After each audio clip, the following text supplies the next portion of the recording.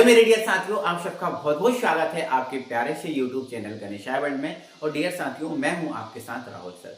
तो डियर साथियों, आज हम क्लास 11th केमिस्ट्री में चैप्टर नंबर जो आपका 5 है, जिसका नाम है ऊष्मागतिकी थर्मोडायनामिक्स, स्टार्ट करने वाले हैं। और डियर साथियों, आज जो है ना हम इसको वन शॉट में खत्म भी करने वाले हैं, ठीक है ना।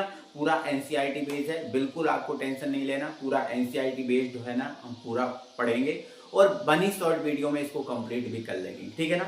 इसके बाद इसके न्यूमेरिकल रहेंगे, तो न्यूमेरिकल को हम जो है ना अगली क्लास में लेकर आएंगे और अगली क्लास में जो है ना हम न्यूमेरिकल भी कंप्लीट कर लेंगे, ठीक है ना। तो इस हिसाब से हमारा 2 वीडियो में ये कंप्लीट होगा, है ना। और इसके बाद 1 बाय 1 आपके जो वीडियो से है ना आपको मिलते रहेंगे, ठीक है ना भाई। चलो तो भाई स्टार्ट करते हैं वीडियो को। तो ज़्यादा से ज़्यादा आपको वीडियो को शेयर कर देना है, ठीक है ना। और अभी तक जो है ना आपने हमारे चैनल को सब्सक्राइब नहीं किया तो सब्सक्राइब जरूर करना, और वीडियो अच्छा लगे तो वीडियो को लाइक भी जरूर करना। चलो स्टार्ट करते हैं वीडियो को। सबसे पहले तो आपको इसका इंट्रोडक्शन समझना पड़ेगा कि भैया ये ऊष्मागतिकी जो नाम का चैप्टर है, इसमें हमें आखिर करना क्या होता है। तो देखो, आपको अगर साफ साफ बताऊं तो ये ऊष्मागतिकी नाम समझ में आ रहा है। ऊष्मा, देखो अगर मैं ऊष्मागतिकी को तोड़ दूं तो क्या हो जाएगा भैया, ये ऊष्मा, ठीक है, हो जाएगा, है ना। और यहाँ पर की को मैं बीच में लिख दूं, ठीक है, तो ये की बीच में लिखा और फिर मैंने लिख दिया गति, है ना। तो ये पूरा मतलब क्या हो गया, ऊष्मा की गति, ऊष्मा की गति। तो ऊष्मा की गति जो है ना, इस ऊष्मा की गति का अध्ययन करने वाले हैं हम इस ऊष्मागतिकी में, ठीक है ना। तो सबसे पहले अगर कोई पूछ ले कि यार ऊष्मागतिकी में हम करते क्या है, तो कह देना ऊष्मा की गति का अध्ययन करेंगे। किसका अध्ययन करेंगे, ऊष्मा की गति का अध्ययन करेंगे। और भाई जब ऊष्मा की गति होती है, देखो पहले तो आप ये ऊष्मा समझो कि ऊष्मा क्या है ना। तो सुनो, पहले ऊष्मा का मतलब होता है बेटा ऊर्जा। क्या होता है, ऊर्जा, ठीक है। ऊष्मा का मतलब क्या है भैया, ऊर्जा है, ठीक है ना। अब यहाँ ऊष्मा जो ऊर्जा है वो किससे मिलेगी, तो ऊष्मा का मतलब क्या होता है बेटा, ताप भी होता है। क्या होता है, ताप। और ताप का मतलब गर्माहट होती है। जैसे मान के चलो इसको हमने छुआ, है ना। अब इसको हमें छूने से कैसा लगा, ठंडा लगा या गर्म लगा, यही तो गर्माहट है। और ये गर्माहट है, इस गर्माहट को ही हम क्या बोलते हैं, ऊष्मा, ठीक है। और इस ऊष्मा मतलब ताप, ऊष्मा का मतलब क्या होता है, ताप। ऊष्मा बोलो या फिर क्या बोलो, ताप। इस ताप से जो भी ऊर्जा प्राप्त होगी वो आपकी ऊष्मीय ऊर्जा या तापीय ऊर्जा कहलाएगी, ठीक है। तो ऊष्मा को या ताप को हम क्या बोल देते हैं भैया, ऊर्जा बोल देते हैं। क्या बोल देते हैं, ऊर्जा बोलते हैं, ठीक है ना। तो जब इस ऊर्जा या ऊष्मा की गति होगी, जब इस ऊर्जा, ताप या ऊष्मा की गति होगी, तो भैया हमें ऊर्जा के क्या विभिन्न रूप मिलेंगे। ऊर्जा के हमें क्या मिलेंगे, विभिन्न रूप मिलेंगे। हो सकता है ये ऊर्जा किस में बदल जाए, कार्य में बदल जाए। किस में बदल जाए, कार्य में बदल जाए, है ना। या फिर ये जो ऊष्मा है वो आपकी दाब में बदल जाए, है ना। ये ऊष्मा है किस में बदल जाए, है ना। ऊष्मा के विभिन्न रूप होते हैं, है ना, होते हैं कि नहीं। ऊष्मा के विभिन्न रूप होते हैं, है ना। गतिज ऊर्जा, स्थितिज ऊर्जा, है ना, पोटेंशियल एनर्जी, मतलब ऐसा भी बोले नाभ की ऊर्जा, इलेक्ट्रॉनिक ऊर्जा, विभिन्न ऊर्जाएं होती हैं, है ना। तो ये जो ऊष्मा है, इस ऊष्मा के हमें जो विभिन्न रूप ही पढ़ने हैं इस चैप्टर में, है ना। जब ऊष्मा गति करेगी तो ऊष्मा के हमें विभिन्न रूप यहाँ पर जो है ना मिलने वाले हैं, ठीक है ना। तो बस आपको सीधा साधा इतना ही समझना है कि ऊष्मा गतिकी में हम क्या करेंगे, ऊष्मा की गति का अध्ययन करेंगे। और ऊष्मा का मतलब क्या होता है, ताप। क्या होता है, ताप, है ना। और इससे जो ऊर्जा मिलेगी वो ही ऊर्जा आपकी ऊष्मीय ऊर्जा या तापीय ऊर्जा कहलाएगी। और जब ये ऊष्मा गति करेगी तो ऊष्मा की जो गति है, इससे आपका ऊष्मा हो सकता है कार्य में बदल जाए, दाब में बदल जाए, है ना। या फिर ऐसे ही मतलब देखो किसी ना किसी रूप में बदलेगी, है ना। तो मोस्टली किस में बदलेगी, ये कार्य में बदलेगी। ज्यादातर ये किस में बदलेगी, कार्य में बदलेगी। तो ये ऊष्मा कार्य में कैसे बदली, ऊष्मा कार्य में कैसे बदली, इन्हीं का हमें अध्ययन करना है इस चैप्टर के अंतर्गत। क्लियर है। तो चलो, ये तो बेसिक क्या हो गया, इसका इंट्रोडक्शन हो गया ऊष्मागतिकी का, कि ऊष्मागतिकी में हमें पढ़ना क्या है। अब अगर हमें ऊष्मागतिकी पढ़ना है, ठीक है, ऊष्मा हमें गतिकी पढ़ना है, तो गतिकी में एक हमारा पहला जो है ना एक टॉपिक है इसका। ऊष्मागतिकी को पढ़ने के लिए पहला हमारा टॉपिक होता है निकाय। क्या होता है भैया, निकाय, ठीक है। इस निकाय को हम तंत्र भी बोल देते हैं। क्या बोल देते हैं, तंत्र भी बोल देते हैं, ठीक है। और इसी को हम बोल देते हैं भैया सिस्टम बोल देते हैं। क्या बोल देते हैं, सिस्टम, इंग्लिश में। तो निकाय तंत्र या सिस्टम हमें सबसे पहले जानना पड़ेगा कि ये निकाय तंत्र या सिस्टम क्या होता है। ठीक है, तो ध्यान से सुनो। तो देखो, निकाय तंत्र या सिस्टम क्या है वो सुनो मेरे भाई। निकाय तंत्र या सिस्टम एक ऐसा क्षेत्रफल होता है ब्रह्मांड का, मतलब मैं ये नहीं कह रहा हूं कि मेरे ये जो क्लासरूम है इसका क्षेत्रफल या आपके घर का क्षेत्रफल या फिर आप जिस शहर में रहे हो उस क्षेत्रफल, नहीं, ब्रह्मांड का वह कोई सा भी क्षेत्रफल हो सकता है। और ब्रह्मांड का वह क्षेत्रफल हो सकता है जिसमें हम ऊष्मा गतिकी का अध्ययन करें। जैसे मान के चलो हम इस क्लासरूम में ऊष्मा की गतिकी का अध्ययन करने लगे, ऊष्मा की गति का अध्ययन इस क्लासरूम में हम कर रहे हैं, तो हमारे लिए क्लासरूम क्या हो जाएगा, क्या हो जाएगा, निकाय हो जाएगा या तंत्र या सिस्टम। यदि आप अपने घर पे कर रहे हो ऊष्मा की गति का अध्ययन, तो आपका जो घर है आपके लिए निकाय तंत्र या क्या हो जाएगा, सिस्टम हो जाएगा। तो ब्रह्मांड का वह विशिष्ट क्षेत्रफल, ब्रह्मांड का, छोटी मोटी बात नहीं कर रहा हूं, ब्रह्मांड का वह विशिष्ट क्षेत्रफल जहां ऊष्मा की गतिकी का अध्ययन किया जाता है या फिर ऊष्मा गतिकी का अध्ययन किया जाता है, उसे हम क्या बोलते हैं, निकाय तंत्र या सिस्टम कहते हैं। निकाय तंत्र या सिस्टम कहते हैं। उदाहरण के लिए आप समझो, यहाँ पर जैसे मान के चलो मेरे पास ये पात्र है, मेरे पास क्या है, ये मैंने एक पात्र बना दिया, ठीक है ना, ये मैंने क्या बना दिया, एक पात्र बना दिया, ठीक है, ये बना दिया। और मैं क्या कर रहा हूं, इस पात्र में यहाँ पर मैंने ये पिस्टन लगा दिया।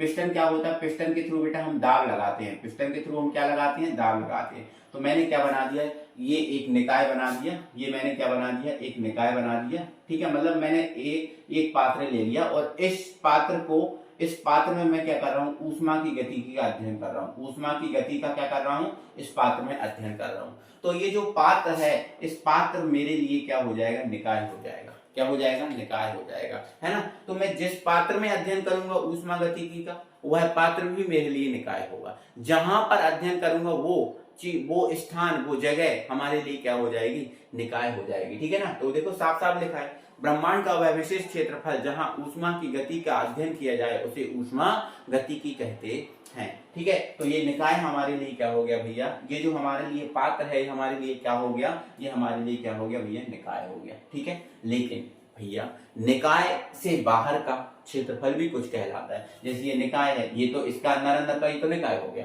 लेकिन निकाय के बाहर का ये है, बाहर का ये भी है, और बाहर का ये भी है, और बाहर का ये भी है। तो निकाय से जो बाहर का क्षेत्रफल होता है ना, उस निकाय से बाहर के क्षेत्रफल को बेटा हम बोलते हैं परिवेश। क्या बोलते हैं, परिवेश। तो ये परिवेश है ना। और परिवेश को हम परिपार्श्विक भी बोल देते हैं, ठीक है ना, परिपार्श्विक भी बोल देते हैं, ठीक है, पार्श्विक, परिपार्श्विक, ठीक है ना, तो परिपार्श्विक भी बोल देते हैं, ठीक है। तो निकाय के बाहर का जो क्षेत्रफल होता है, जो निकाय के क्षेत्र से या निकाय की सीमाओं से जो बाहर का क्षेत्रफल होता है वो परिवेश है ना। तो ये भी परिवेश है, ये भी परिवेश है, ये भी परिवेश है, और ये भी क्या है, परिवेश है, ठीक है ना। तो आप निकाय समझ गए कि निकाय क्या होता है, जहां ऊष्मा की गति का अध्ययन किया जाए उसे निकाय कहेंगे, और निकाय की सीमाओं से बाहर का क्षेत्रफल जो होता है वो परिवेश या परिपार्श्विक कहलाता है, परिवेश या परिपार्श्विक कहलाता है। तो इतना आप समझ गए, निकाय समझ गए। निकाय के बाद आपका जो परिवेश है वो समझ गए, परिवेश को हम परिपार्श्विक भी बोल देते हैं, है ना। तो ये चीजें आप समझ गए हो, ठीक है ना। अब आगे बढ़ाएंगे, और अब बेटा जो निकाय है, निकाय भी कुछ प्रकार के होते हैं। तो अब हम निकाय जो या तंत्र है इसके प्रकार पढ़ते हैं, ठीक है ना। देखो बेटा, अब आपको क्या करना है, निकाय या जो तंत्र है इसके आपको प्रकार समझने, ठीक है।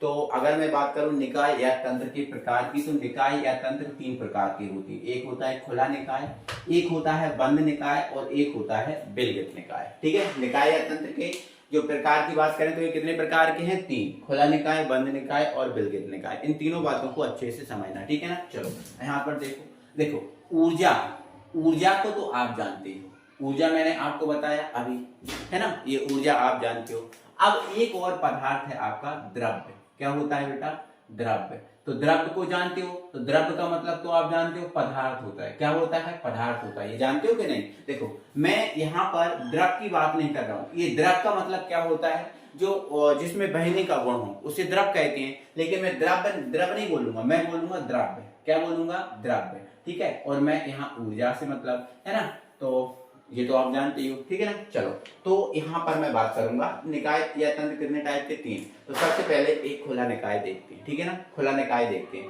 तो खुला निकाय क्या होता है, देखो अब ध्यान से। मेरे पास ये एक खुला पात्र है, क्या है, खुला पात्र। मैंने इसके अंदर क्या भर दिया भैया, पानी भर दिया। क्या भर दिया मैंने, पानी भर दिया। और जैसे ही मैं इसके अंदर पानी भरूंगा और मैं इसको गैस पे रख के क्या करूंगा, गर्म करूंगा। गैस पे रख के क्या करूंगा, गर्म करूंगा, ठीक है ना। गैस पे रख के मैं क्या कर रहा हूँ, गर्म कर रहा हूँ। तो मैंने गैस पे रखा और इसको गर्म किया, तो जब मैं इसको गर्म करूंगा तो इसके अंदर से ऊर्जा क्या बाहर नहीं जाएगी, आप बोलो, इसके अंदर से ऊर्जा क्या बाहर नहीं जाएगी। आप बोलोगे हाँ सर, इसके अंदर से ऊर्जा जो है ना बाहर जा सकती है। इसके अंदर से जो ऊर्जा है वो बाहर जा सकती है। ऊर्जा मतलब ताप ना, इसका जो भाप है वो ऊपर नहीं जाएगी, बोलो जाएगी कि नहीं जाएगी, ठीक है सर जाएगी, ठीक है। इसके बाद अगर मैं इसको ज्यादा गर्म कर दूं तो ये जो पानी है, पानी भी उफन के कहाँ चला जाएगा, बाहर चला जाएगा।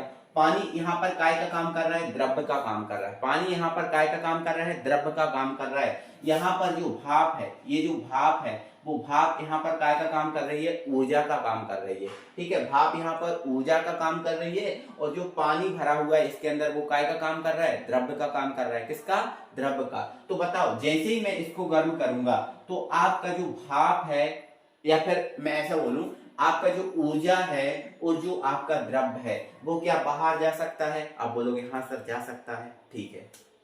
अब क्या मैं जब इसको गैस को बंद कर दूंगा तो मैं ये देखूंगा कि जो आपका ये पात्र है अपने आप ठंडा हो जाएगा। अपने आप क्या हो जाएगा, कुछ देर बाद ठंडा हो जाएगा। क्यों हो जाएगा, क्योंकि इसके अंदर बाहर से ऊष्मा आ सकती है। बाहर से ऊष्मा इसके अंदर आ सकती है, बाहर से ऊर्जा इसके अंदर आ सकती है, तभी तो ये ठंडा हो जाएगा, ठीक है।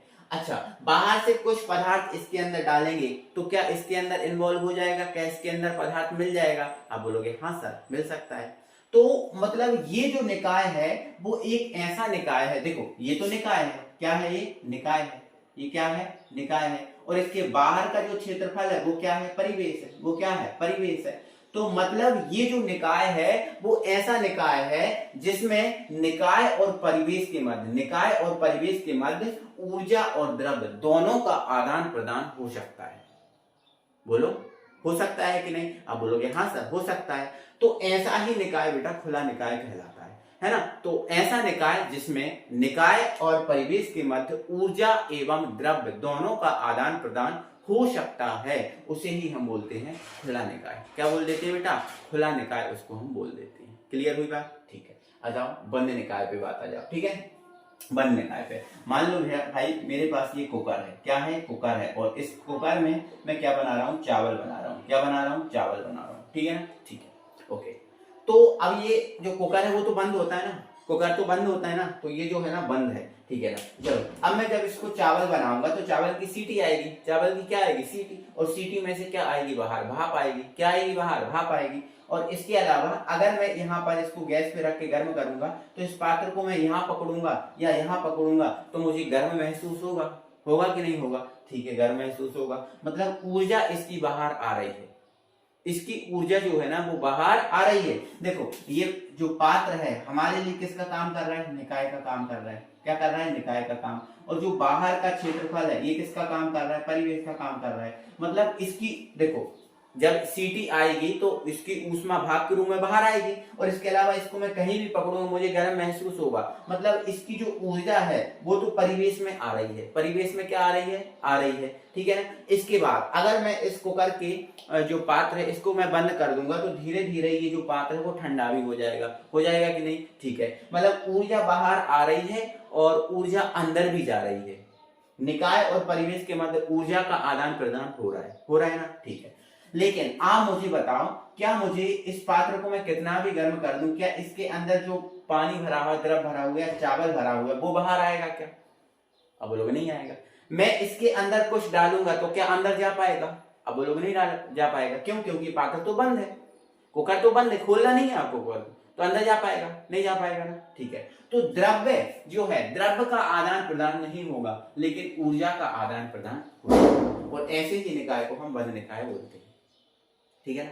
तो ऐसा निकाय जिसमें निकाय और परिवेश के मध्य ऊर्जा का आदान प्रदान तो होता है लेकिन द्रव्य का आदान प्रदान नहीं होता, उसे हम बंद निकाय कहते हैं। और तीसरा है भैया हमारे पास विलगित निकाय, है ना। तो विलगित निकाय को समझाने के लिए हमारे पास है उदाहरण थर्मस। आपने सुना होगा थर्मस, देखी भी होगी, घर में भी होगी। और थर्मस में हम देखते हैं कि उसके अगर अंदर चाय भर के रख देते हैं तो वो चाय है ना गर्म बनी रहती है, वो ठंडी नहीं होती। क्यों नहीं होती, क्या हुआ कारण? तो भैया आप बताओ, और इसके अलावा आप बताओ, ये थर्मस में अपन ने गर्म चाय भर दी और थर्मस को पकड़ेंगे, क्या गर्मी लगती है आपको? अब बोलोगे सर नहीं लगती। क्यों नहीं लगती? क्योंकि ऊर्जा का आदान प्रदान इसके अंदर नहीं होता, और द्रव्य का तो हो ही नहीं सकता, है ना। क्योंकि बंद होता है ना, ये भी तो बंद होता है, थर्मस भी तो बंद होती है। ऐसे नहीं कि खुली रखना है, नहीं, बंद रखना है, ठीक है। तो विलगित निकाय ऐसा निकाय होता है जिसके अंदर ऊर्जा एवं द्रव्य दोनों का ही आदान प्रदान नहीं होता, उसे हम बोलते हैं विलगित निकाय। और इसका उदाहरण क्या है? थर्मस। ये आपको डायग्राम बनाने हैं, खुला निकाय में ये बनाना है, बंद निकाय में ये बनाना, विलगित निकाय में ये बनाना, ठीक है ना। तो ऐसा निकाय जिसमें निकाय और परिवेश के मध्य ऊर्जा और द्रव्य दोनों का ही आदान प्रदान नहीं होता, उसको हम क्या बोल देते हैं? विलगित निकाय कह देते हैं, ठीक है। तो ये निकाय या तंत्र के क्या होगा बेटा? प्रकार हो गए। निकाय समझ गए, परिवेश समझ गए, है ना, और निकाय या तंत्र के प्रकार भी समझ गए, ठीक है ना। तो ये चीजें आप समझ गए हो, ठीक है। अब हम वीडियो को आगे बढ़ाते हैं और आगे चीजों को समझने की कोशिश करते हैं। तो भैया अब हम पढ़ने वाले हैं क्या? अब हम क्या पढ़ने वाले हैं भैया? अब हम पढ़ने वाले हैं निकाय या तंत्र के गुण, है ना। निकाय, देखो अभी हमारा निकाय ही चल रहा है। अभी हमने देखो निकाय पढ़ा, है ना, निकाय के फिर प्रकार पढ़े, और अब हम क्या पढ़ने वाले हैं? निकाय या तंत्र के गुण पढ़ने वाले हैं। निकाय या तंत्र में कुछ गुण भी होते हैं, तो हमारे लिए ऊष्मागतिकी में इंपॉर्टेंट है निकाय। इंपॉर्टेंट क्या है? निकाय। तो निकाय अच्छे समझ लो, अच्छे से, है ना। अभी और भी निकाय चलेगा, आगे और भी चलेगा, ठीक है ना। चलो, तो निकाय या तंत्र में दो टाइप के गुण होते हैं भैया। एक होता है मात्रात्मक या फिर विस्तीर्ण गुण होता है, और दूसरा होता है आपका विशिष्ट या फिर कौन सा? आंतरिक गुण होता है ना। दो गुण होते हैं, है ना। तो अब देखो, ये मात्रात्मक या विस्तीर्ण गुण है, ये तो नाम से समझ में आ रहा है, मात्रात्मक मतलब जो मात्रा के ऊपर निर्भर करे वो मात्रात्मक, है ना। लेकिन एग्जामिनर आपको विस्तीर्ण गुण के नाम से देता है पेपर में। जब पेपर में पूछता है ना तो बोल देता है कि विस्तीर्ण गुण क्या है, समझाइए। तो कंफ्यूजन हो जाता है, क्योंकि मात्रात्मक तो नाम से समझ में आ रहा है कि मात्रा पे डिपेंड है, बट विस्तीर्ण दे देता है ना। तो समझना जरूरी है ना कि मात्रात्मक का ही नाम क्या है? विस्तीर्ण है। क्या है? विस्तीर्ण है, ठीक है। क्या होता है देखो बेटा, मात्रात्मक या विस्तीर्ण गुण बेटा वह होता है, वह गुण जो निकाय में विद्यमान मतलब निकाय के में ही उपस्थित पदार्थ की मात्रा या परिणाम, ठीक है, पदार्थ की मात्रा या परिणाम पर निर्भर करता है, उसे विस्तीर्ण गुण कहते हैं। अब जैसे मान के चलो द्रव्यमान है, क्या है? द्रव्यमान, ठीक है। जैसे मेरे पास ये दो पदार्थ है, ठीक है ना, ये जो दो पदार्थ है मेरे पास, ठीक है ना। एक सेकेंड, ये उठाता हूं मैं यहां से, ठीक है।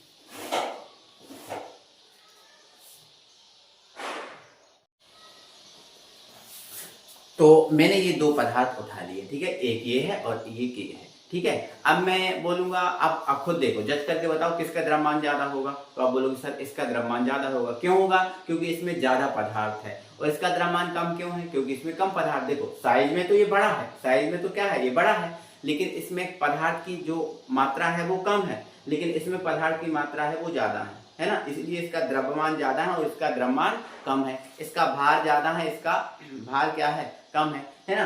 तो मतलब वह गुण जो निकाय में विद्यमान पदार्थ की मात्रा या परिणाम पर निर्भर करते हैं। जैसे द्रव्यमान हुआ, द्रव्यमान जो है ना वो पदार्थ के ऊपर ही तो डिपेंड करेगा, जितनी पदार्थ की मात्रा होगी उतना ज्यादा द्रव्यमान। ऐसे भार है, भार भी पदार्थ की मात्रा के ऊपर डिपेंड करेगा। आयतन, ऊर्जा, ये जो ऐसे गुण हैं जो पदार्थ में उपस्थित या फिर निकाय में उपस्थित पदार्थ की मात्रा के ऊपर डिपेंड करेंगे, ठीक है ना। उनकी प्रकृति पर, उनके प्रकृति से इनका कोई लेना देना नहीं है। बस परिणाम अगर ज्यादा है ना, या मात्रा ज्यादा है तो उनका मान ज्यादा होगा, और मात्रा कम है तो उनका मान कम होगा, है ना। जैसे आप देख लो, जैसे रुई और 1 किलो लोहा, है ना। अगर 1 किलो रुई देखें तो इतनी सारी रुई हो जाएगी, कॉटन रुई इतनी सारी हो जाएगी। लेकिन 1 किलो पदार्थ कितना होता है? इतना सही होता है। 1 किलो का बांट देखें अगर लोहे का तो इतना ही सा होता है। तो क्योंकि वो लोहे का जो बांट है उसमें ज्यादा पदार्थ की मात्रा है, और जो रुई है उसमें पदार्थ की मात्रा कम है, इसलिए उसका आकार ज्यादा है ना। तो द्रव्यमान, भार, आयतन, जो ऊर्जा है, ये पदार्थ की मात्रा पे डिपेंड करती है, इसलिए इन्हें मात्रात्मक या विस्तीर्ण गुण कहते हैं, ठीक है ना। ठीक है, नेक्स्ट है विशिष्ट यांत्रिक गुण। तो वह गुण जो निकाय में उपस्थित पदार्थ की प्रकृति पर निर्भर करते हैं। भैया पदार्थ की प्रकृति पर निर्भरता है इनकी, है ना, और पदार्थ की प्रकृति पर निर्भर करते हैं, इन्हीं को हम विशिष्ट गुण कहते हैं। जैसे ताप है, क्या है ताप? ताप तो पदार्थ की प्रकृति से डिपेंड करता है। जैसे मान के चलो ये दो पदार्थ हैं, इनका जो ताप है वो तो समान होगा। ये भी आप चाहे कितना ही बड़ा कागज ले लो, चाहे कितना ही छोटा कागज ले लो, जैसा जलता है वैसे ही जलेगा, है ना। लेकिन अगर हम बोले एक लकड़ी ले लिया और एक मैंने जैसे ले लिया है स्टील का कोई पात्र, तो स्टील का जो पात्र है वो ज्यादा गर्म होगा और लकड़ी जो है ना वो कम गर्म होगी। देखा है ना कि अगर मैं ठंडों के दिन में मतलब सर्दियों के दिनों में एक लकड़ी के पात्र को और एक स्टील के पात्र को रख दूं तो लकड़ी का जो पात्र है वो कम ठंडा होगा, लेकिन स्टील का पात्र है वो ज्यादा ठंडा हो जाएगा। और गर्म करने की बात करें तो जो स्टील का पात्र है वो जल्दी गर्म हो जाएगा, लकड़ी का जो है ना वो जल्दी गर्म नहीं होगी। ऐसा ही होता है ना, ठीक है। तो ये जो ताप हुआ है ना, ये दाब हुआ, विशिष्ट ऊष्मा हुई, घनत्व हुआ, पृष्ठ तनाव हुआ, ये प्रकृति के ऊपर निर्भर करते हैं। और प्रकृति पर पदार्थ की प्रकृति पर, किस पर? पदार्थ की प्रकृति पर। और जो पदार्थ की प्रकृति पर निर्भर करते हैं उन्हें आंतरिक या विशिष्ट गुण हम कहते हैं, ठीक है ना। तो ये निकाय या तंत्र में दो प्रकार के गुण होते हैं, इनको आपको समझना बहुत जरूरी है। इनको अच्छे से बेहतरीन तरीके से समझ लेना, ठीक है ना। चलो, और अब हम बढ़ाते हैं वीडियो को आगे। तो भैया अब हम जो निकाय से संबंधित जो है ना टॉपिक ही है, इसका नाम है ऊष्मागतिकी प्रक्रम। ये देखते हैं, समझते हैं। तो देखो ऊष्मागतिकी प्रक्रम की अगर बात करें तो होता क्या है, तो देखो ऊष्मागतिकी प्रक्रम, तो बेटा ये वह प्रक्रम होता है जो निकाय की अवस्था परिवर्तन, निकाय में जो अवस्था परिवर्तन लाता है, अवस्थाओं में क्या करता है? परिवर्तन करता है, ठीक है। तो ध्यान रखना, वह प्रक्रम जो निकाय की अवस्था में परिवर्तन लाता है उसे हम क्या बोलते हैं? ऊष्मागतिकी प्रक्रम कहते हैं। अवस्थाओं में परिवर्तन, देखो आपने पढ़ा होगा अवस्थाओं में, देखो ठोस होता है ना, होता है, द्रव होता है, और आपने पढ़ा होगा गैस होता है कि नहीं होता है ना, होता है ना। तो प्रकृति कहती है कि कोई भी ठोस है पहले वो द्रव में जाएगा और फिर किस में जाएगा? गैस में जाएगा। या फिर गैस है पहले वो द्रव में जाएगी और फिर द्रव से किस में जाएगी? ठोस में जाएगी। ये प्रकृति का नियम है, ठीक है। कोई भी चीज ऐसे ही चलती है, ठीक है ना। तो ये अवस्थाएं अगर आपस में परिवर्तित हो जाती हैं तो उसे हम क्या बोलते हैं? प्रक्रम बोलते हैं। क्या बोलते हैं? प्रक्रम बोलते हैं, ठीक है। तो वह प्रक्रम जो निकाय की अवस्था में परिवर्तन लाता है ऊष्मागतिकी प्रक्रम कहलाता है। और जो ऊष्मागतिकी प्रक्रम है वो निकाय की प्रारंभिक अवस्था और अंतिम अवस्था में हुए परिवर्तन की माप है। मतलब प्रारंभिक में देखा जाए, प्रारंभिक में वो जैसे मान के चलो ठोस है और अंत में कैसा हो गया? गैस हो गया। तो वो सिर्फ ये जो ऊष्मागतिकी है केवल यही बताएगा कि वो प्रारंभिक में ठोस है और अंतिम में क्या है ना। प्रारंभिक और अंतिम अवस्था के ऊपर ही डिपेंडेंट है, बीच में कैसे क्या हुआ, कैसे वो बदला, उससे इसका कोई भी लेना देना नहीं है, ठीक है ना। तो ध्यान रखना, ऊष्मा मतलब गति की जो प्रक्रम है निकाय की प्रारंभिक अवस्था एवं अंतिम अवस्था में हुए परिवर्तन की क्या है? माप है ना। बीच में क्या हुआ उससे लेना देना इसका नहीं है, ठीक है ना। तो पेपर में आपका ये पूछे जाते हैं कि ऊष्मागतिकी प्रक्रम में समतापी प्रक्रम क्या है, समदाबी क्या है, सम आयतनी क्या है, चक्रीय क्या है, या फिर रुद्धोष्म प्रक्रम क्या है। आओ जरा समझते हैं ध्यान से। देखो अब यहां पर बोला है समतापी।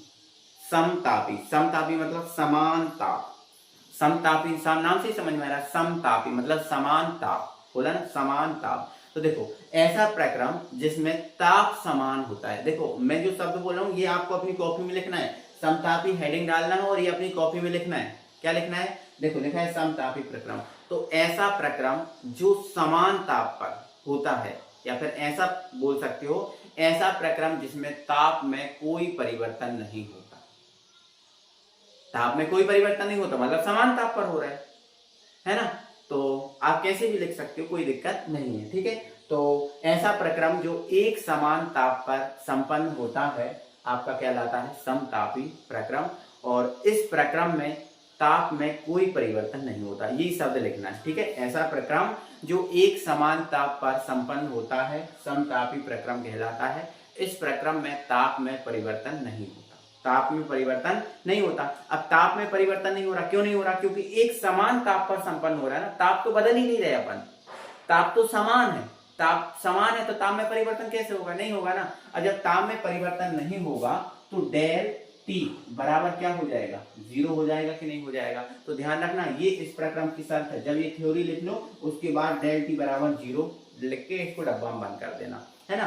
डेल किसको बता रहा है, परिवर्तन को, टी किसको बता रहा है, ताप को, मतलब ताप परिवर्तन क्या होगा, यहाँ पर 0 होगा। क्या होगा, 0 होगा। तो ध्यान रखना, ठीक है। फिर से बोल दे रहा हूँ, ऐसा प्रक्रम जो एक ही ताप पर संपन्न होता है समतापी प्रक्रम कहलाता है। इस प्रक्रम में ताप में परिवर्तन नहीं होता, अर्थात डेल टी बराबर 0।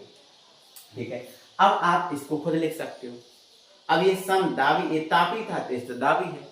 तो ऐसा प्रक्रम जो एक ही दाब पर संपन्न होता है, अर्थात इसमें दाब में कोई परिवर्तन नहीं होता, समदाबी प्रक्रम कहलाता है ना। और समदाबी है तो इसमें दाब में परिवर्तन क्या होगा, 0 होगा, क्योंकि दाब में तो परिवर्तन अपन कर ही नहीं रहे, दाब तो समान है। ठीक है, ऐसे ही समायतनी प्रक्रम, तो ऐसा प्रक्रम जिसमें आयतन समान होता है, ऐसा बोल सकते हो। ऐसा प्रक्रम जो एक ही आयतन पर संपन्न होता है, अर्थात दाब में परिवर्तन नहीं होता, उसे समदाबी प्रक्रम कहते हैं, सम आयतनी प्रक्रम कहते हैं। ऐसा प्रक्रम जो एक ही आयतन पर संपन्न होता है, इसमें आयतन में कोई परिवर्तन नहीं होता, सम आयतनी प्रक्रम कहलाता है। और आयतन में परिवर्तन नहीं होता, मतलब आयतन में परिवर्तन क्या होगा, 0 होगा। ठीक है ना।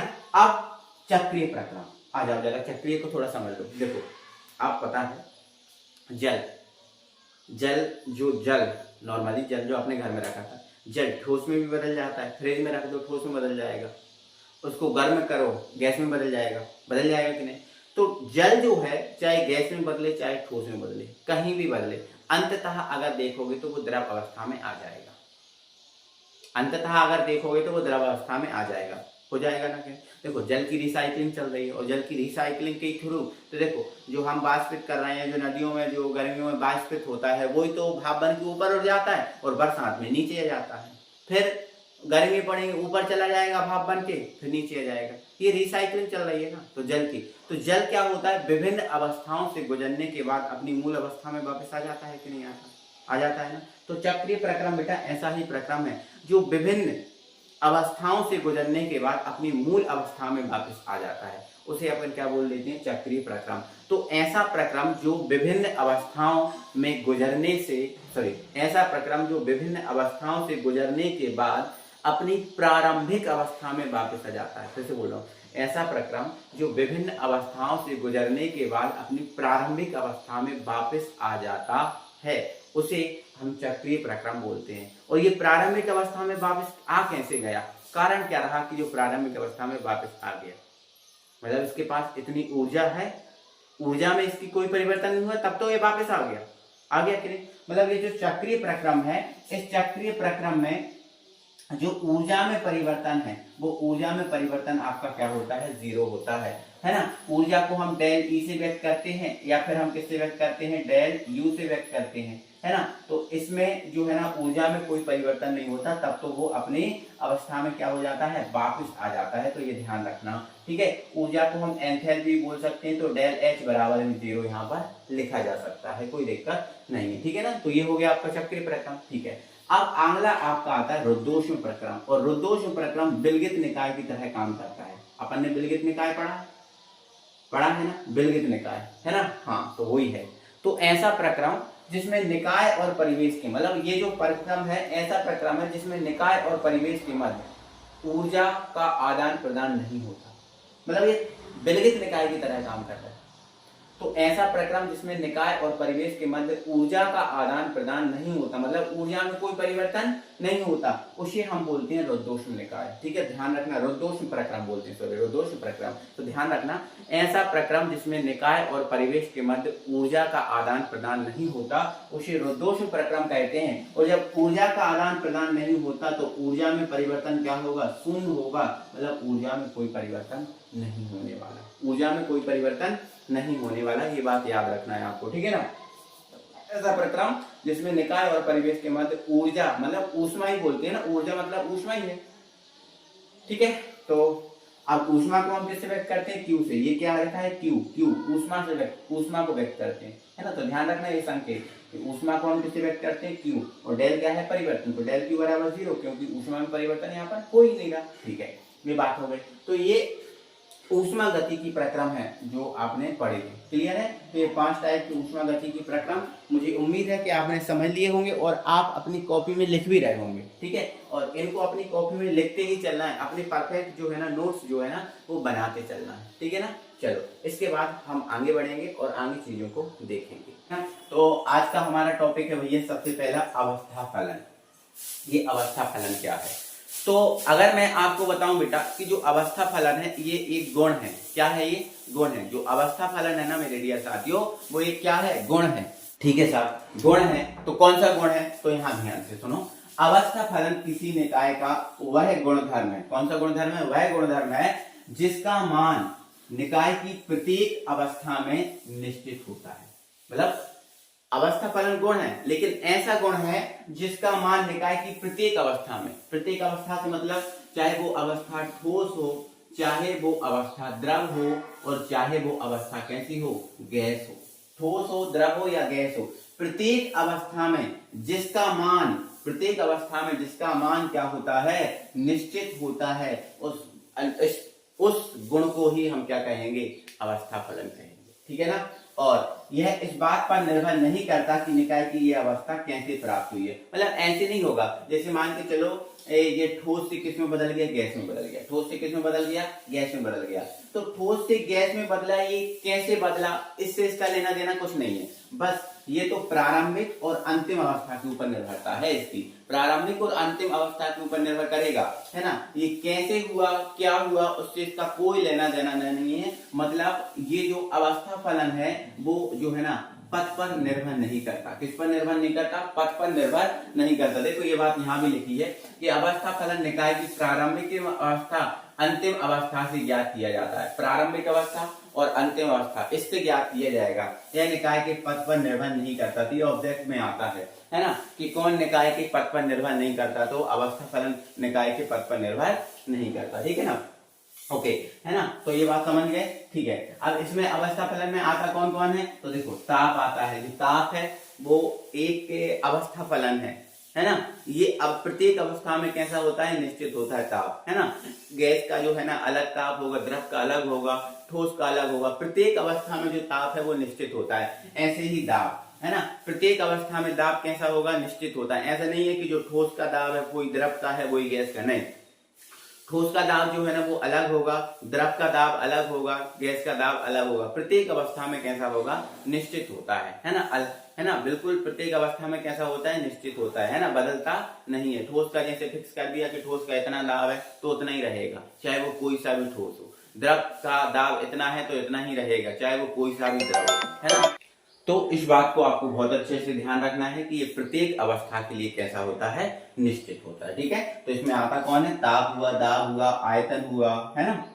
फिर आपका ऊर्जा हुआ। ऊर्जा आप कोई सी भी ले सकते हो, कोई सी भी ऊर्जा वो अवस्था फलन के अंतर्गत ही आएगी। जैसे आंतरिक ऊर्जा हुआ, है ना? एंथैल्पी हुआ, एंट्रोपी हुआ। ये तो फेमस एग्जांपल है, ये तो फेमस एग्जांपल है। इनको तो आप याद रखना कि एंथैल्पी है, एंट्रोपी है, ये अवस्था फलन है। अब एंथैल्पी एंट्रोपी होती क्या है तो मैं आगे आपको समझा रहा हूं, पढ़ा रहा हूं कि एंथैल्पी एंट्रोपी होती क्या है। तो ये बात आप समझ गए। ठीक है, तो ये ध्यान रखना है। और ये बात अवस्था फलन निकाय की प्रारंभिक और अंतिम अवस्था से ज्ञात होता है, यह निकाय के पथ पर निर्भर नहीं करता। इन बातों को भी आपको याद रखना है। क्लियर है बात? ठीक है, तो ये होता है हमारा अवस्था फलन फिनिश। अब हम अगला जो है ना अगली हेडिंग हमारी डलेगी वो है आपकी एंथैल्पी। ठीक है, तो हम पढ़ेंगे भैया आंतरिक ऊर्जा। ठीक है, जिसको हम इंग्लिश में क्या बोल देते हैं? इसको इंग्लिश में बोलते हैं इंटरनल एनर्जी। ठीक है, इंग्लिश में क्या बोलेंगे? Internal energy. तो आंतरिक ऊर्जा क्या होती है? ठीक है ना? तो यहाँ पर समझो, जैसे मान के चलो मुझे देख लो, मैं एक क्या हूँ? अपने आप में क्या हूँ? एक निकाय हूँ कि नहीं? ठीक है, मेरे अंदर जो भी ऊर्जा है वो ऊर्जा क्या होगी? कुल भी मेरे अंदर जितनी भी ऊर्जा है वो कुल ऊर्जा आंतरिक ऊर्जा होगी। जैसे आप हो, आपके अंदर जो भी ऊर्जा है वो कुल ऊर्जा क्या कहलाएगी? आंतरिक ऊर्जा कहलाएगी। जैसे मान के चलो ये एक निकाय है, ये मार्कर जो है एक निकाय है, इसके अंदर जो भी ऊर्जा है कुल, वो ऊर्जा कौन सी ऊर्जा कहलाएगी? इसकी आंतरिक ऊर्जा कहलाएगी। ठीक है, तो आंतरिक ऊर्जा बस कोई विशेष ज्यादा नहीं है, किसी निकाय में जो उपस्थित जो कुल ऊर्जा है वही ऊर्जा जो है ना आंतरिक ऊर्जा होती है। ठीक है ना? तो ये शब्द यहाँ पर यही लिखे हैं, किसी पदार्थ या निकाय में निहित, किसी पदार्थ या निकाय में निहित मतलब उसमें उपस्थित कुल ऊर्जा को आंतरिक ऊर्जा कहते हैं। बस सिस्टम यही है।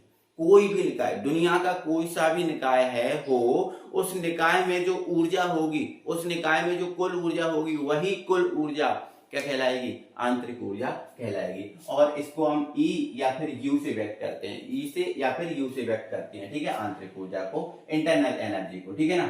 चलो, और ये हमने अभी पढ़ा था, ये एक अवस्था फलन है ना। जो आंतरिक ऊर्जा है, आंतरिक ऊर्जा, हाँ, जो आंतरिक ऊर्जा है निकाय की प्रारंभिक और अंतिम अवस्था के ऊपर डिपेंड करता है। ये जो है ना पथ पर निर्भर नहीं करता कि ये कैसे प्राप्त हुई है ना। तो ये एक अवस्था फलन है, ठीक है। अब आगे देखें तो किसी पदार्थ में परमाणु की विभिन्न क्रियाएं, देखो कोई भी पदार्थ, दुनिया का कोई सा भी पदार्थ है वो परमाणु से मिलकर तो बना ही है, बोलो कि नहीं बना? बना है ना, ठीक है। तो किसी पदार्थ में परमाणु जो है ना उसकी विभिन्न क्रियाएं होती हैं, और जब परमाणु की विभिन्न क्रियाएं होंगी तो उस परमाणु की विभिन्न क्रियाओं से विभिन्न ऊर्जाएं भी उत्पन्न होंगी, है ना। तो किसी पदार्थ में परमाणु की विभिन्न क्रियाओं से निम्न ऊर्जाएं उत्पन्न होती हैं, जैसे इलेक्ट्रॉनिक ऊर्जा, है ना। जब वो परमाणु इलेक्ट्रॉन का दान या ग्रहण करेगा तो उससे इलेक्ट्रॉनिक ऊर्जा आएगी, जिसको हम ई से व्यक्त करेंगे, है ना। तो ऊर्जा का एनर्जी, ऊर्जा मतलब एनर्जी, तो एनर्जी का ई और इलेक्ट्रॉनिक का स्मॉल ई, है ना, तो ई से व्यक्त करेंगे। फिर नाभिकीय ऊर्जा, तो नाभ की ऊर्जा को हम किससे व्यक्त करेंगे? ई एन से, है ना। तो एनर्जी का ई, और नाभिकीय को इंग्लिश में क्या बोलते हैं? न्यूक्लियस बोलते हैं, तो न्यूक्लियस का एन, तो ई एन से व्यक्त कर देंगे। फिर आपकी स्थितिज ऊर्जा, है ना। जब देखो नाभ की ऊर्जा, परमाणु में नाभिक होता है, तो नाभिक जब टूटेगा, फूटेगा, कुछ भी होगा तो उससे नाभ की ऊर्जा आएगी, ठीक है। फिर इलेक्ट्रॉनों के स्थानांतरण से जो, या फिर इलेक्ट्रॉन जो अपनी स्थिति में परिवर्तन होता है, पहली कक्षा से दूसरी, दूसरी में तीसरी, स्थिति में परिवर्तन होगा तो उससे स्थिति ऊर्जा आ जाएगी, तो इसको हम ईपी से व्यक्त करेंगे, क्योंकि ई एनर्जी और पी मतलब पोटेंशियल, पोटेंशियल मतलब स्थिति, ठीक है। चलो, फिर कंपन ऊर्जा, ठीक है, कंपन ऊर्जा, फिर आपकी घूर्णन ऊर्जा, और फिर स्थानांतरण ऊर्जा। इलेक्ट्रॉन का एक परमाणु से दूसरे परमाणु पर भी तो दान हो जाता है, तो स्थानांतरण ऊर्जा। तो ट्रांसपोर्टेशन एनर्जी, ट्रांसपोर्ट, टी का मतलब है ट्रांसपोर्टेशन एनर्जी, ट्रांसपोर्टेशन मतलब स्थानांतरण, ऊर्जा मतलब ई, है ना। और घूर्णन मतलब क्या होता है? रोटेशन, घूर्णन मतलब क्या होता है? रोटेशन, रोटेशन का आर और एनर्जी का ई, है ना। कंपन का मतलब होता है वाइब्रेशन, क्या होता है? वाइब्रेशन, तो वाइब्रेशन का वी और एनर्जी का ई। तो किसी भी पदार्थ में परमाणु की जो एक्टिविटीज हैं, उन एक्टिविटीज से ये वाली ऊर्जा आती है, ठीक है ना। तो इन समस्त ऊर्जाओं का योग जो है ना वो आपका आंतरिक ऊर्जा होता है। वो क्या होता है? आंतरिक ऊर्जा होता है, ठीक है। तो ध्यान रखना, आप ऐसे भी याद रख सकते हो, किसी निकाय में ये जो ऊर्जाएं हैं वो हो सकती हैं, और इन सब ऊर्जाओं को मिलाकर ही जो बनती है वो क्या बनती है? आंतरिक ऊर्जा है, ठीक है। तो आंतरिक ऊर्जा इन सब ऊर्जाओं का योग है। तो अर्थात में हम ऐसा भी लिख सकते हैं कि अर्थात जो U है, क्या है? U है, इन सभी ऊर्जाओं का क्या हो जाएगा? योग हो जाएगा। तो ये ऊर्जा क्या है? E प्लस ये वाली ऊर्जा क्या है? E N प्लस ये वाली ऊर्जा क्या है? EP प्लस ये वाली ऊर्जा क्या है?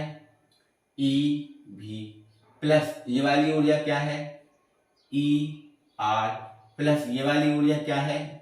ET, है ना। तो इन सभी ऊर्जाओं को जोड़ दिया जाए तो कौन सी ऊर्जा प्राप्त हो जाती है? आंतरिक ऊर्जा प्राप्त हो जाती है, ठीक है। तो आपको ये याद रखना है, किसी निकाय में निहित समस्त ऊर्जा, या फिर किसी निकाय में जो कुल ऊर्जा होती है वही ऊर्जा आंतरिक ऊर्जा होती है, ठीक है।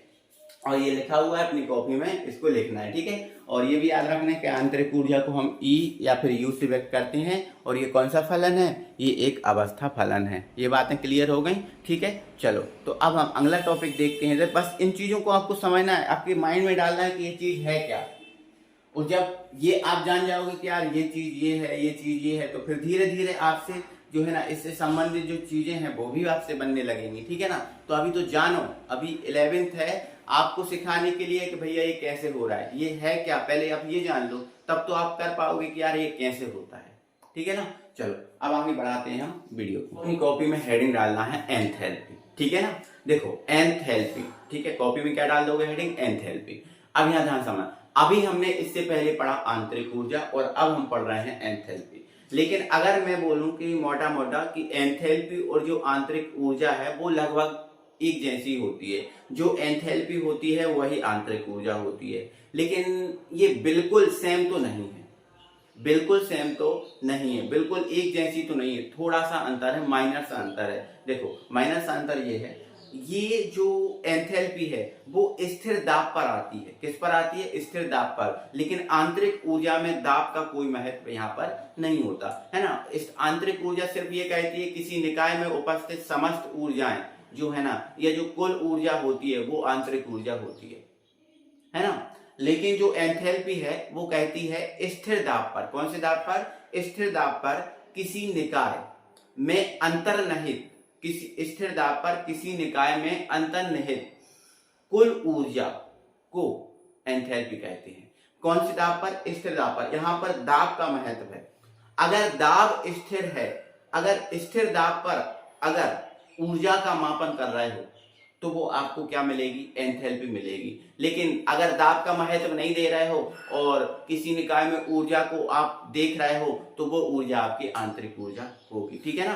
तो ध्यान रखना एंथैल्पी में सिर्फ इतना सा ही अंतर है। ठीक है। आंतरिक स्थिर दाब पर किसी निकाय या तंत्र में अंतर्निहित कुल ऊष्मा को क्या कहते हैं भैया? जो है ना एंथैल्पी कहते हैं। और एंथैल्पी को हम भाई H से व्यक्त करते हैं। किससे व्यक्त करते हैं? H से व्यक्त करते हैं। और यह भी एक अवस्था फलन है जो हमने पहले पढ़ा भी है ना, अभी कोई देर पहले पढ़ा भी है। ठीक है ना। अथवा एक और परिभाषा है इसकी, जो एंथैल्पी है उसकी एक और परिभाषा है। सर वो परिभाषा क्या है? तो देखो वो परिभाषा ये है बेटा कि जो एंथैल्पी है, किसी भी निकाय की जो एंथैल्पी है वो एंथैल्पी आंतरिक ऊर्जा, वो एंथैल्पी क्या? आंतरिक ऊर्जा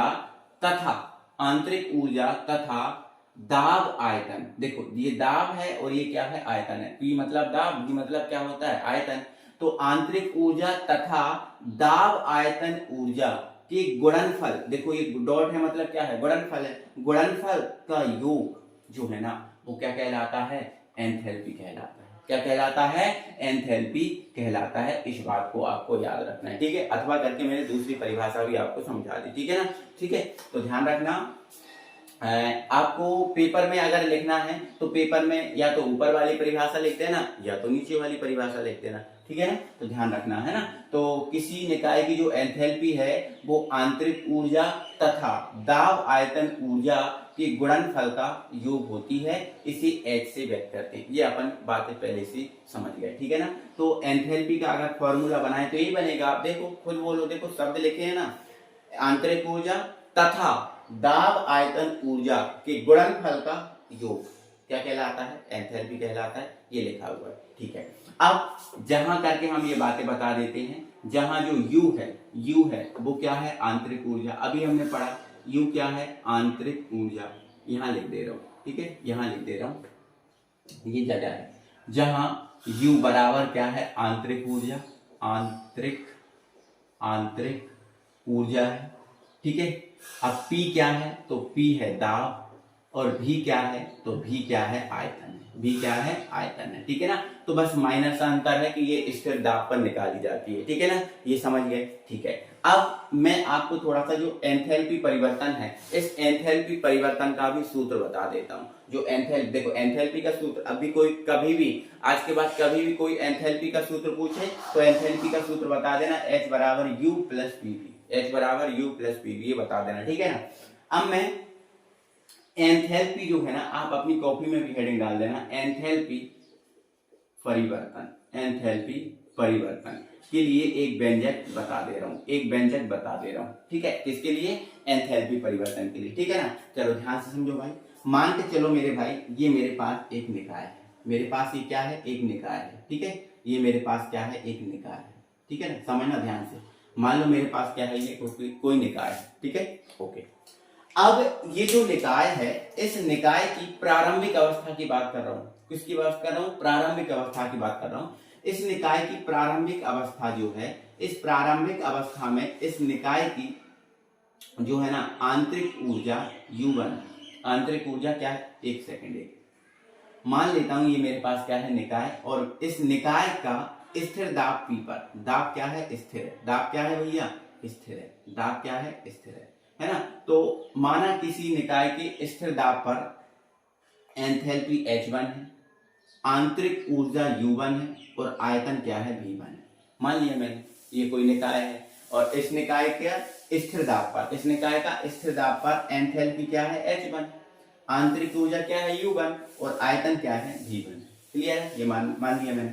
अब यदि मैं इस निकाय को कोई ऊष्मा देता हूं, तो मान लिया मैंने इस निकाय को एक ऊष्मा दी जिसका नाम क्या है, Q।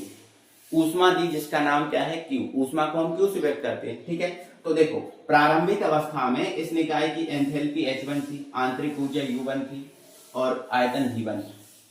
लेकिन अगर मैं इस निकाय को कुछ ऊष्मा दूंगा तो बताओ एंथैल्पी, आंतरिक ऊर्जा और आयतन में परिवर्तन नहीं होगा। आप बोलोगे सर बिल्कुल होगा, क्योंकि जब ऊर्जा, देखो मेरे पास अभी जो भी ऊर्जा है, अगर मैं कुछ खा पी लूं तो मेरी ऊर्जा में कुछ परिवर्तन आएगा कि नहीं आएगा। आप बोलो आएगा कि नहीं। आप बोलोगे बिल्कुल सर, जाहिर सी बात है आएगा, आपकी ऊर्जा में परिवर्तन आएगा। अभी आपके पास हो सकता है ऊर्जा कम हो, अगर आप कुछ खा पी लोगे तो ऊर्जा बढ़ जाएगी, आएगा, ठीक है। तो जैसे ही मैं इसको आंतरिक ऊर्जा क्यू दूंगा, सॉरी मैं कोई बाहर से एक ऊष्मा क्यू दूंगा तो इसकी जो एंथैल्पी है वो बदल जाएगी, हो सकता है H2 हो जाए, ठीक है।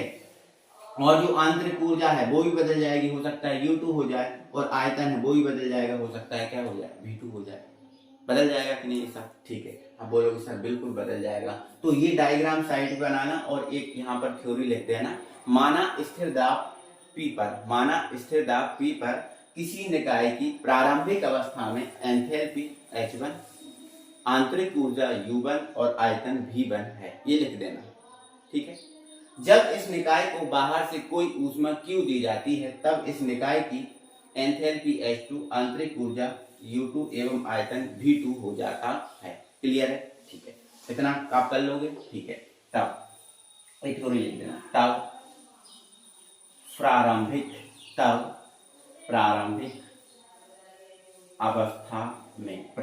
अवस्था में मैं यहाँ पर क्या बताना चाह रहा हूँ आपको, एंथैल्पी परिवर्तन का सूत्र बताना चाह रहा हूँ। सिर्फ आपको एंथैल्पी परिवर्तन का सूत्र बताना चाह रहा हूँ बस, ठीक है। तो प्रारंभिक अवस्था में भैया, प्रारंभिक अवस्था में देखो एंथैल्पी का सूत्र क्या होता है, H बराबर U प्लस PV होता है।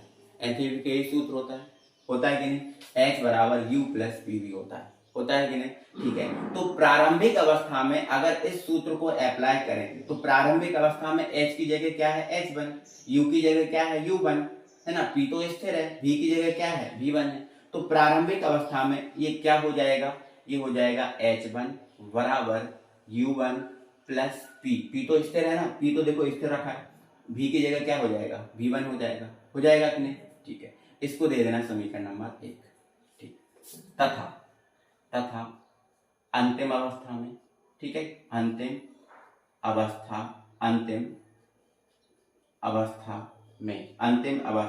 में तो अंतिम अवस्था में क्या हो जाएगा, देखो ये है सूत्र, तो एंथैल्पी का ये है। तो जब हमने इसको Q ऊष्मा दी तो इसकी एंथैल्पी H1 से क्या हो गई, H2, U1 से क्या हो गई, U2, V1 से क्या हो गई, V2 हो गई, है ना। तो H1 की जगह क्या जाएगा, H2 हो जाएगा, U1 की जगह क्या जाएगा, U2 हो जाएगा, P तो स्थिर है, P तो बदलेगा नहीं, है ना, V की जगह क्या जाएगा, V2 हो जाएगा। इसको दे देना समीकरण नंबर 2, क्लियर है। अब आपको क्या करना है, समीकरण 2 माइनस समीकरण 1 करना है, समीकरण 2 माइनस समीकरण 1 करना है, मतलब समीकरण 2 में से 1 को क्या करना है, घटा देना है। तो जब समीकरण 2 में से 1 को घटा दोगे आप, तो देखो LHS में से LHS को घटाना और RHS में RHS को घटाना। तो जब H2 में 2 में से 1 को घटाना, तो ये देखो 2 है और ये 1 है, तो बराबर के इस तरफ वालों को इस तरफ में से घटा देना और इस तरफ वालों को इस तरफ में से घटा देना। तो H2 में से H1 को घटा दोगे, जब H2 में से H1 को घटा दोगे तो ये इस तरफ का मिल जाएगा, और इसमें से इसको घटाना है तो ये पहले लिख लो, ये U2 और प्लस P2, है ना। अब इसमें से इसको घटाएंगे तो ये पूरा माइनस हो जाएगा, तो माइनस U1 और माइनस ये भी माइनस हो जाएगा, ये भी प्लस है ना, तो माइनस हो जाएगा PV1 होगा कि नहीं होगा। आप बोलोगे बिल्कुल हो जाएगा सर, ठीक है। आगे एक स्टेप और, तो देखो H2 माइनस H1 को हम क्या डेल H नहीं लिख सकते, बिल्कुल, क्योंकि ये परिवर्तन है, माइनस का मतलब क्या होता है, परिवर्तन, तो ये परिवर्तन है तो डेल H लिख सकते हैं, बिल्कुल लिख सकते हैं, ठीक है। इसको थोड़ा सा जमा लो, है ना, U1 के पास में U2 के पास में U1 को ले आओ, तो देखो ये क्या है, U2 है, ठीक है। अब इसके पास में U1 को लाए तो ये हो गया U1, ठीक है। अब ये और ये इसमें से P कॉमन ले लो, है ना, अंदर क्या बचा, V2 बचा, V2 बचा, देखो इसमें से और इसमें से हमने P कॉमन ले लिया, अंदर क्या बचा V2, और अंदर इस जब यहाँ से कॉमन लिया P तो V2 बचा, और यहाँ से P कॉमन लिया तो क्या बचा, V1 बचा कि नहीं, ठीक है। इसको फिर हम यहाँ कर दे रहे हैं, ठीक है। तो देखो ये तो आपका क्या आ गया, डेल H आ गया, ठीक है। अब U2 माइनस U1 क्या हो गया, डेल U हो गया, ठीक है। अब ये क्या है, P है, अब V2 माइनस V1 क्या हो गया, डेल V हो गया कि नहीं। तो ये आपका एंथैल्पी परिवर्तन का सूत्र आ गया, एंथैल्पी परिवर्तन का क्या आ गया, सूत्र आ गया। और ये आपका सूत्र जो है ना आपको काम आएगा, ये सूत्र जो दिख रहा है ना आपको, ये काम आएगा आगे जाके, ठीक है। तो ये एंथैल्पी परिवर्तन का क्या हो गया, सूत्र हो गया। देखो हम यहाँ पर आपको एंथैल्पी परिवर्तन बताना चाह रहे थे, और एंथैल्पी परिवर्तन का ये सूत्र आ गया, ठीक है। तो एंथैल्पी का सूत्र क्या है, H बराबर U प्लस Pv होता है ना। और ये एंथैल्पी परिवर्तन, डेल का मतलब क्या होता है, परिवर्तन होता है ना, डेल मतलब क्या, परिवर्तन। तो ये एंथैल्पी परिवर्तन का क्या आ गया, सूत्र आ गया। मुझे उम्मीद है कि आपको ये बात समझ में आ गई होगी कि ये एंथैल्पी परिवर्तन का क्या है, सूत्र है। तो ये बातों को आपको याद रखना है, एक एक चीज जो मैं आपको समझा रहा हूँ ये चीजों को आपको याद रखना है। ये चीजें आपको आगे काम आने वाली हैं, यही चीजें आपको आगे काम आने वाली हैं, इसलिए इन चीजों को आपको अच्छे से याद रखना है। ओके, ठीक है, आगे बढ़ाते हैं वीडियो को। डियर साथियों, अब हम पढ़ने वाले हैं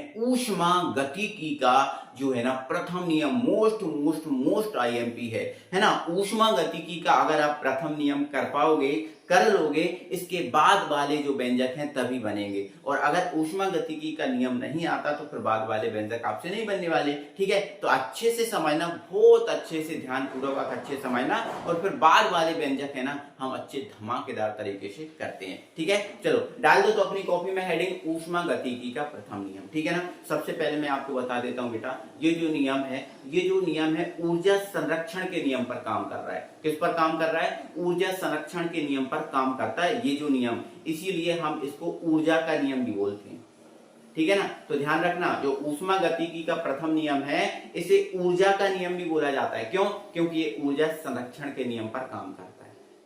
और ऊर्जा संरक्षण के नियम पर काम करता है मतलब ये नियम कहता है कि ऊर्जा को देख लो आप, ऊर्जा को ना तो कभी नष्ट किया जा सकता है और ना ही ऊर्जा को कभी उत्पन्न किया जा सकता है। ये नियम कहता है, मैं नहीं कह रहा हूं, ये नियम कहता है ऊर्जा को ना तो कभी उत्पन्न किया जा सकता है और ना ही ऊर्जा को कभी नष्ट किया जा सकता है। ना उत्पन्न कर सकते ना नष्ट कर सकते, तो क्या कर सकते हैं भैया, इसको केवल एक रूप से दूसरे रूप में बदला जा सकता है। जो ऊर्जा है उसको एक रूप से दूसरे रूप में बदला जा सकता है, वो कभी नष्ट नहीं होती, वो कभी उत्पन्न नहीं होती, ठीक है। आप देख लो, जैसे ये बल्ब जल रहा है, इसमें जो विद्युत ऊर्जा आ रही है वो कौन सी ऊर्जा में बदला जा रही है, प्रकाश ऊर्जा में बदल रही है। जैसे हीटर है हमारे घर में, हीटर में विद्युत ऊर्जा किस में बदलाती है, उसमें ऊर्जा में बदलाती है कि नहीं। तो ऊर्जा कभी नष्ट नहीं होती, आप अपने दैनिक जीवन में भी देख लो, ऊर्जा कभी नष्ट नहीं होगी, वो केवल एक रूप से दूसरे रूप में बदलाई जा रही है। जैसे मैंने खाना खाया, मैंने क्या खाया,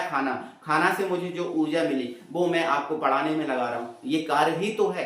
तो जो ऊर्जा मैंने प्राप्त की है खाने से वो कार्य में बदल रही है, किसमें बदल रही है, कार्य में। तो ये नियम कहता है ऊर्जा कभी नष्ट नहीं होती, ना कभी उत्पन्न होती, इसे केवल एक रूप से दूसरे रूप में बदला जा सकता है। इन बातों को आपको बहुत अच्छे से समझना है, बहुत अच्छे से अपनी कॉपी में लिखना भी है, ठीक है ना। चलो अब ये हो गया, ये तो हमें पता चल गया कि ऊर्जा से नष्ट नहीं होती है ना, इसको एक रूप से दूसरे रूप में परिवर्तित किया जाता है, ठीक है। लेकिन ये इसका गणितीय व्यंजक क्या होगा, क्या इसको हम कैसे इसको सिद्ध कर पाएंगे, तो आप ध्यान से समझो, ठीक है। यहाँ पर ध्यान समझना बेटा, मेरे पास ये एक निकाय है, मेरे पास क्या है, ये एक निकाय है, ठीक है। ये मैंने लिख दिया निकाय, ठीक है।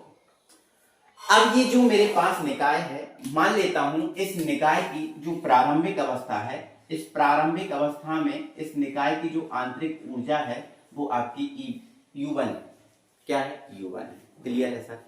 अभी प्रारंभिक अवस्था जो है, इस प्रारंभिक अवस्था में इस निकाय की ऊर्जा जो है ना वो U1 है, क्या है, U1 है, ठीक है सर, मान लिया U1 है, ठीक है। अब अगर मैं इस निकाय को परिवेश से, मतलब बाहर से, परिवेश से मतलब क्या, परिवेश का मतलब क्या होता है, इस निकाय के जो बाहर का जो क्षेत्रफल है वो परिवेश है ना, है कि नहीं है, आपको पढ़ा दिया है, अपन समझ चुके हैं ना, ठीक है। तो अगर मैं यदि इस निकाय को बाहर से मतलब परिवेश से कोई ऊष्मा देता हूं Q, कोई ऊष्मा देता हूं Q, तो आप मुझे ये बताओ इस निकाय की जो ऊर्जा है अभी की कंडीशन में क्या हो जाएगी। आप बोलोगे सर पहले इसके पास थी U1, अब आपने इसको Q दे दी तो U1 प्लस Q हो गई। हाँ बहुत बढ़िया है, बहुत बढ़िया है, ये सही बात है, ठीक है।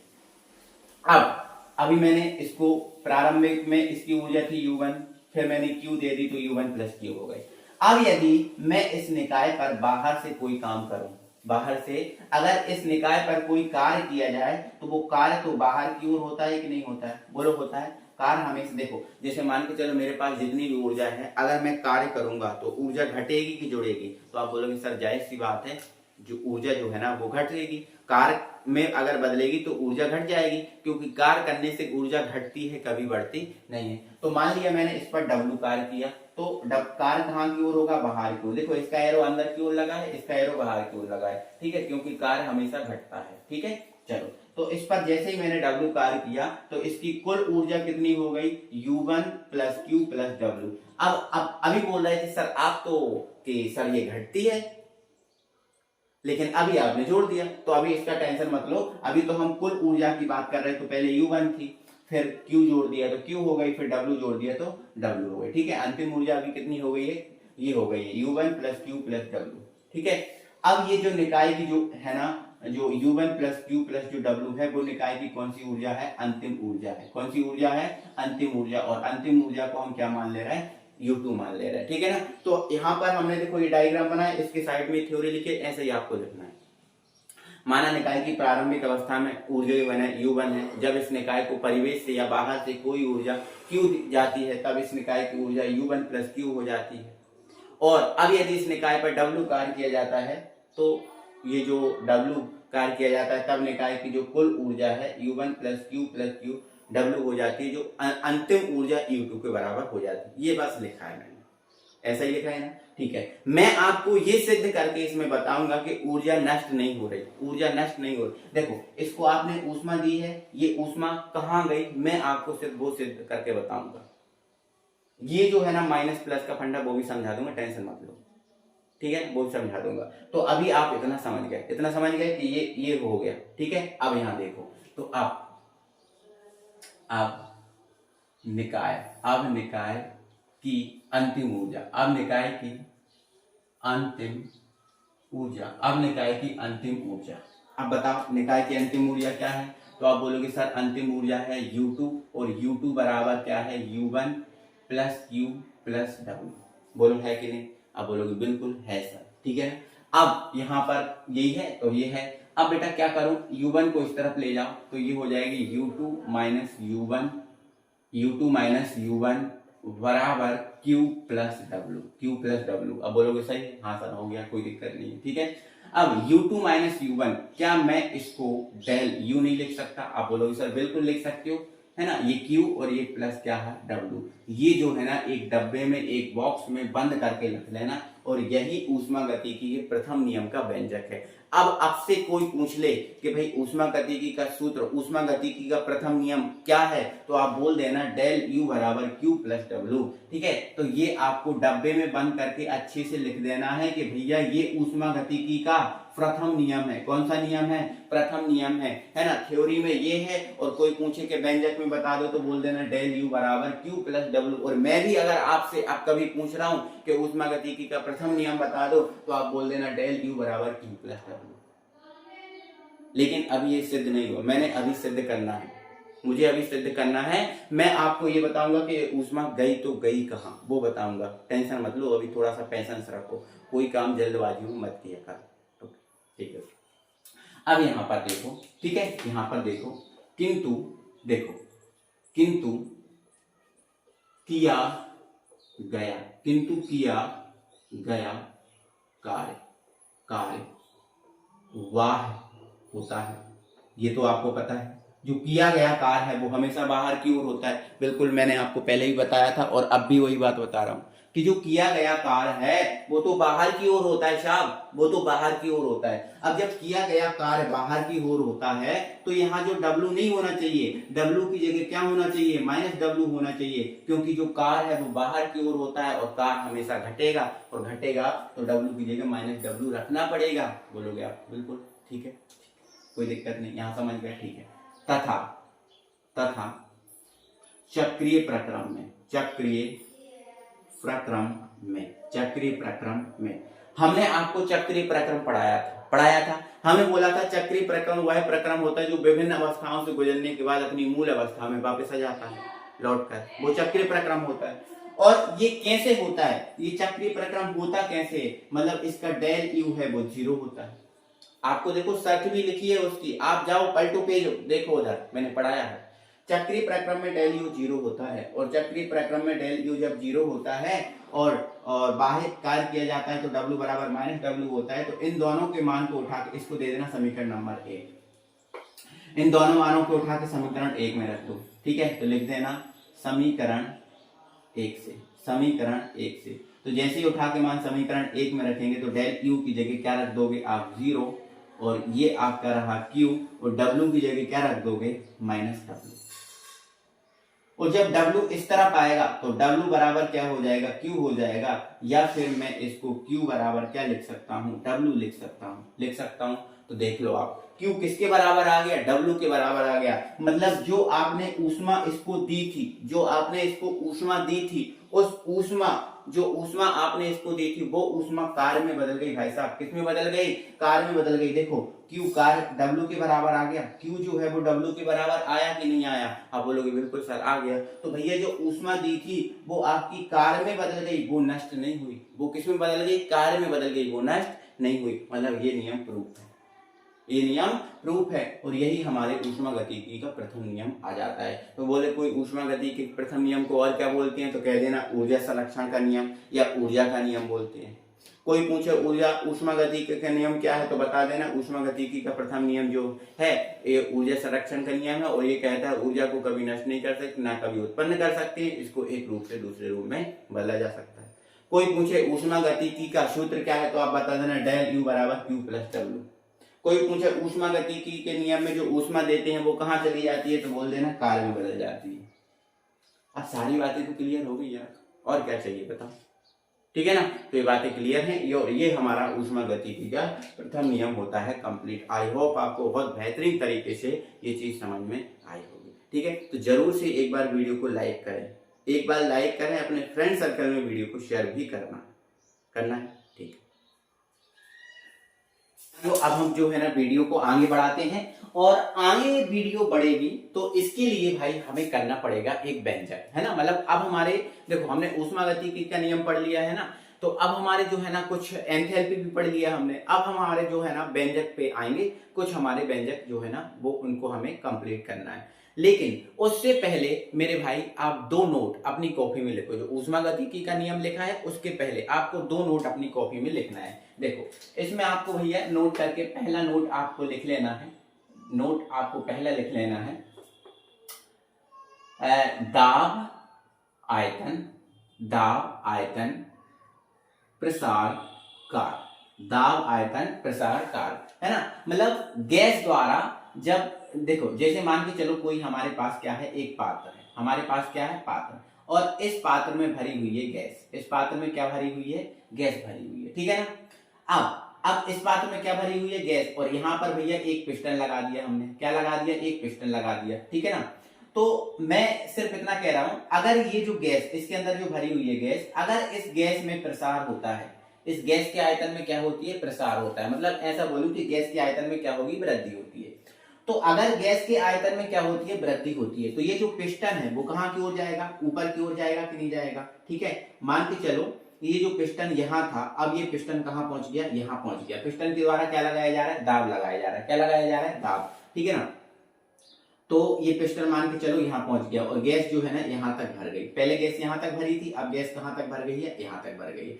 तो अगर गैस के आयतन में वृद्धि होती है ना, तो गैस के द्वारा क्या किया जाता है, एक कार्य किया जाता है, लेकिन वो कार्य कहाँ की ओर होता है, बाहर की ओर होता है ना, कहाँ की ओर होता है, बाहर की ओर होता है ना। तो वो कार्य आपका कहलाता है दाब आयतन प्रसार कार्य, दाब आयतन प्रसार कार्य कहलाता है, दाब आयतन प्रसार कार्य कहलाता है। जब गैस के आयतन में वृद्धि होती है, जब गैस के आयतन में वृद्धि होती है तो गैस क्या करती है, एक कार्य करती है। तो गैस कितना कार्य करती है वो कार्य बता रहा हूं मैं आपको, तो वो कार्य आपको नोट में नोट कर लेना है कि दाब आयतन जो प्रसार कार्य के नाम से जाना जाता है उसे, और वो होता है भाई माइनस पी डेल भी, पी डेल भी, है ना। अभी माइनस क्यों लगा, क्योंकि ये जो कार्य है ना वो विपरीत दिशा में होता है, विपरीत दिशा में होता है, इसलिए यहाँ पर क्या लगा दिया मैंने, माइनस लगा दिया। तो ये दाब आयतन प्रसार कार्य होता है माइनस पी डेल भी, ये बात को आपको याद रखना है, ठीक है। तो ये कौन सा कार्य हो गया बेटा, ये दाब आयतन प्रसार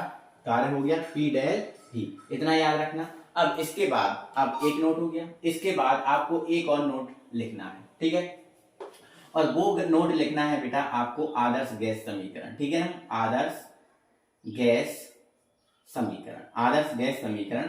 वैसे आप फिजिक्स में इसको पढ़ोगे, जब फिजिक्स के आगे के शायद 6-7 चैप्टर में है ये, है ना, तो उसको पढ़ोगे ना, है ना, तो उसमें आपको दाब आयतन जो आदर्श गैस समीकरण बताया जाएगा।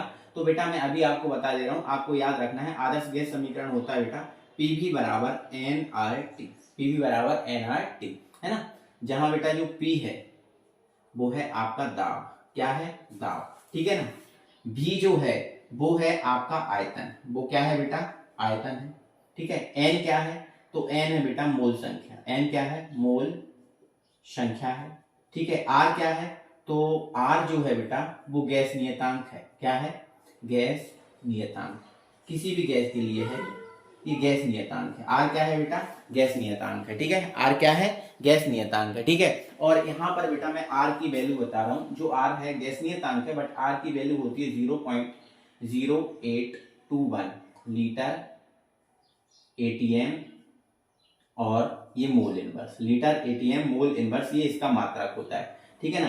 तो ये आर का मान है, ये मान याद रखना, जब न्यूमेरिकल करते हैं तो उसमें काम आ जाता है, ठीक है ना। और टी क्या है, तो बेटा टी है परमताप, टी क्या है, परमताप, और परमताप कितना होता है, 0 केल्विन होता है ना। ये बातों को याद रखना है, टी क्या है, परमताप। अब जैसे अपन ने यहाँ करके लिखी तो टी के बारे में भी लिख देना, टी परमताप है, और परमताप कितना होता है, 0 केल्विन, ठीक है ना। तो परमताप कितना होता है बेटा, 0 केल्विन, है ना, या फिर -273 डिग्री सेल्सियस, 0 केल्विन या -273 डिग्री सेल्सियस, ये बातों को आपको याद रखना है, ठीक है ना। तो ये दो नोट आपको अपनी कॉपी में नोट कर लेना है अच्छे तरीके से, ठीक है ना। अब हम इस व्यंजक को करते हैं, कोई परेशानी कोई दिक्कत नहीं रहेगी, ठीक है ना, इसको हटा दें हम, ठीक है। अब यहाँ पर समझो अच्छे से, ठीक है ना। तो यहाँ पर आप देखो बेटा, हमें यहाँ करना क्या है, हमें यहाँ करना है, हमें ये वाला जो व्यंजक दिख रहा है ना Q बराबर डेल एच, ये हमें सिद्ध करना है, ये वाला व्यंजक हमें क्या करना है, सिद्ध करना है। तो देखो ध्यान से बेटा, अगर हमें ये व्यंजक सिद्ध करना है तो हमें जरूरत पड़ेगी ऊष्मागतिकी के प्रथम नियम की, ठीक है ना। तो देखो यहाँ पर आप जब इसको हल करोगे तो लिख लेना, हम जानते हैं, हम जानते हैं, ठीक है ना। अब हम क्या जानते हैं, ठीक है, तो हम जानते हैं ऊष्मा गतिकी का प्रथम नियम, हम जानते हैं ऊष्मागतिकी का प्रथम नियम। बताओ ऊष्मागतिकी का प्रथम नियम क्या होता है। तो आपने पढ़ा है, मैंने भी पढ़ाया है कि आपने पढ़ा होगा कि जो ऊष्मागतिकी का प्रथम नियम होता है वो होता है डेल यू बराबर क्यू प्लस डब्ल्यू। मैंने बोला था ना, अभी तो पढ़ाया जस्ट, मैंने क्या बोला था, जब कोई भी ऊष्मागतिकी का प्रथम नियम बोले तो आपको ये बताना है, ठीक है ना। चलो ये हो गया, अब ये ऊष्मागतिकी का प्रथम नियम हो गया, ठीक है। अब इसमें हमें पता है क्या है, W जो है वो कार्य है, W क्या है, कार्य है। तो ये हम एंथैल्पी परिवर्तन के लिए कर रहे हैं, है ना। तो यहाँ पर जो कार्य है वो आप प्रसार कार्य मानना, कौन सा कार्य मानना, प्रसार कार्य। तो यहाँ पर मैं किंतु में ये लिख रहा हूं, किंतु प्रसार कार्य, प्रसार कार्य W बराबर क्या होता है, -P डेल V। बोलो होता है कि नहीं, अब बोलोगे हाँ सर होता है।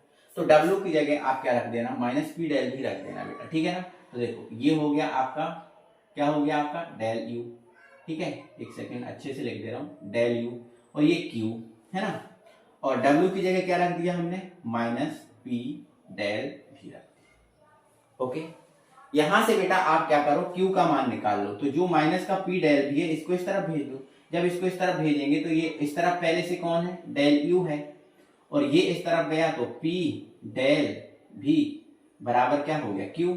या फिर आप इसको ऐसा लिख सकते हो, Q बराबर del U plus P del V। लिख सकते हो कि नहीं लिख सकते? आप बोलोगे हाँ सर ये तो हम लिख सकते हैं, यहां तक हमें कोई दिक्कत नहीं रहेगी। ठीक है, चलो अब आगे यहाँ देखो, देखो ये तो आपका रहा Q, हमारा बराबर में Q तो आ गया, हमें डेल H चाहिए। क्या चाहिए, डेल H। अब यहाँ ध्यान सुनो, क्या जो आपका U डेल U है, क्या इसको आप U2 माइनस U1 नहीं लिख सकते? बोलो, लिख सकते हैं ना? हाँ बिल्कुल, ये तो परिवर्तन है और U में परिवर्तन है तो ये लिख सकते हैं। अब देखो ये P है, ये रहा P है ना। अब इसको क्या लिख सकते हो, डेल V को, तो V2 माइनस V1 लिख सकते हैं, V2 माइनस V1 लिख सकते हैं। अब बोलोगे हाँ सर ये तो लिख सकते हैं, ठीक है कोई दिक्कत नहीं। अब यहाँ देखो ये Q रहा और ये U2 रहा और ये U1 रहा, P का अंदर मल्टीप्लाई कर दो तो P V2 और इसका इसमें करेंगे तो P V1 हो जाएगा कि नहीं? अब आगे क्या करना है, तो बेटा 2 वालों को अलग करो, 1 वालों को अलग करो। देखो 2 वाला ये है, 2 वाला ये है, तो देखो ये बराबर में तो क्यों चल रहा है, ये आपका U2 और इसको P V2 लिख सकते हैं, है ना। और ये माइनस, ये भी माइनस, तो माइनस ले लो कॉमन, अंदर क्या बचा, U1 plus P V1। Okay, अब यहां ध्यान से समझना, अब मेरी बात यहां पर ध्यान से आपको थोड़ा सा समझना है, ठीक है ना। ठीक है, अब देखो आपको मैंने एंथैल्पी का फॉर्मूला बताया था, एंथैल्पी बराबर H बराबर क्या होता है, U प्लस P भी होता है। बोलो होता है कि नहीं होता? आप बोलोगे हाँ सर होता है, ठीक है। अगर मैं यहाँ पर 1 लिखूं, H की जगह क्या लिख दूं, H1, तो U की जगह क्या आ जाएगा, U1। अब P तो क्या है, स्थिर है, P क्या है, स्थिर, कांस्टेंट, कांस्टेंट है मतलब वो बदलता नहीं है, तो V की जगह क्या आ जाएगा, V1। और ऐसे H2 और ये U2, ये P V1 की जगह क्या आ जाएगा, V2 आ जाएगा कि नहीं आ जाएगा? आप बोलोगे हाँ सर बिल्कुल आ जाएगा, ठीक है। ये आप यहां से याद रखोगे। तो आप यहां देखो, इसकी जगह ये जो लिख रहा है ये तो आपका Q है, ये तो आपका Q है, रहने दो कोई दिक्कत नहीं है, ठीक है। लेकिन इसकी इतने की जगह आप क्या H2 नहीं लिख सकते? आप बोलोगे हाँ सर लिख सकते हैं।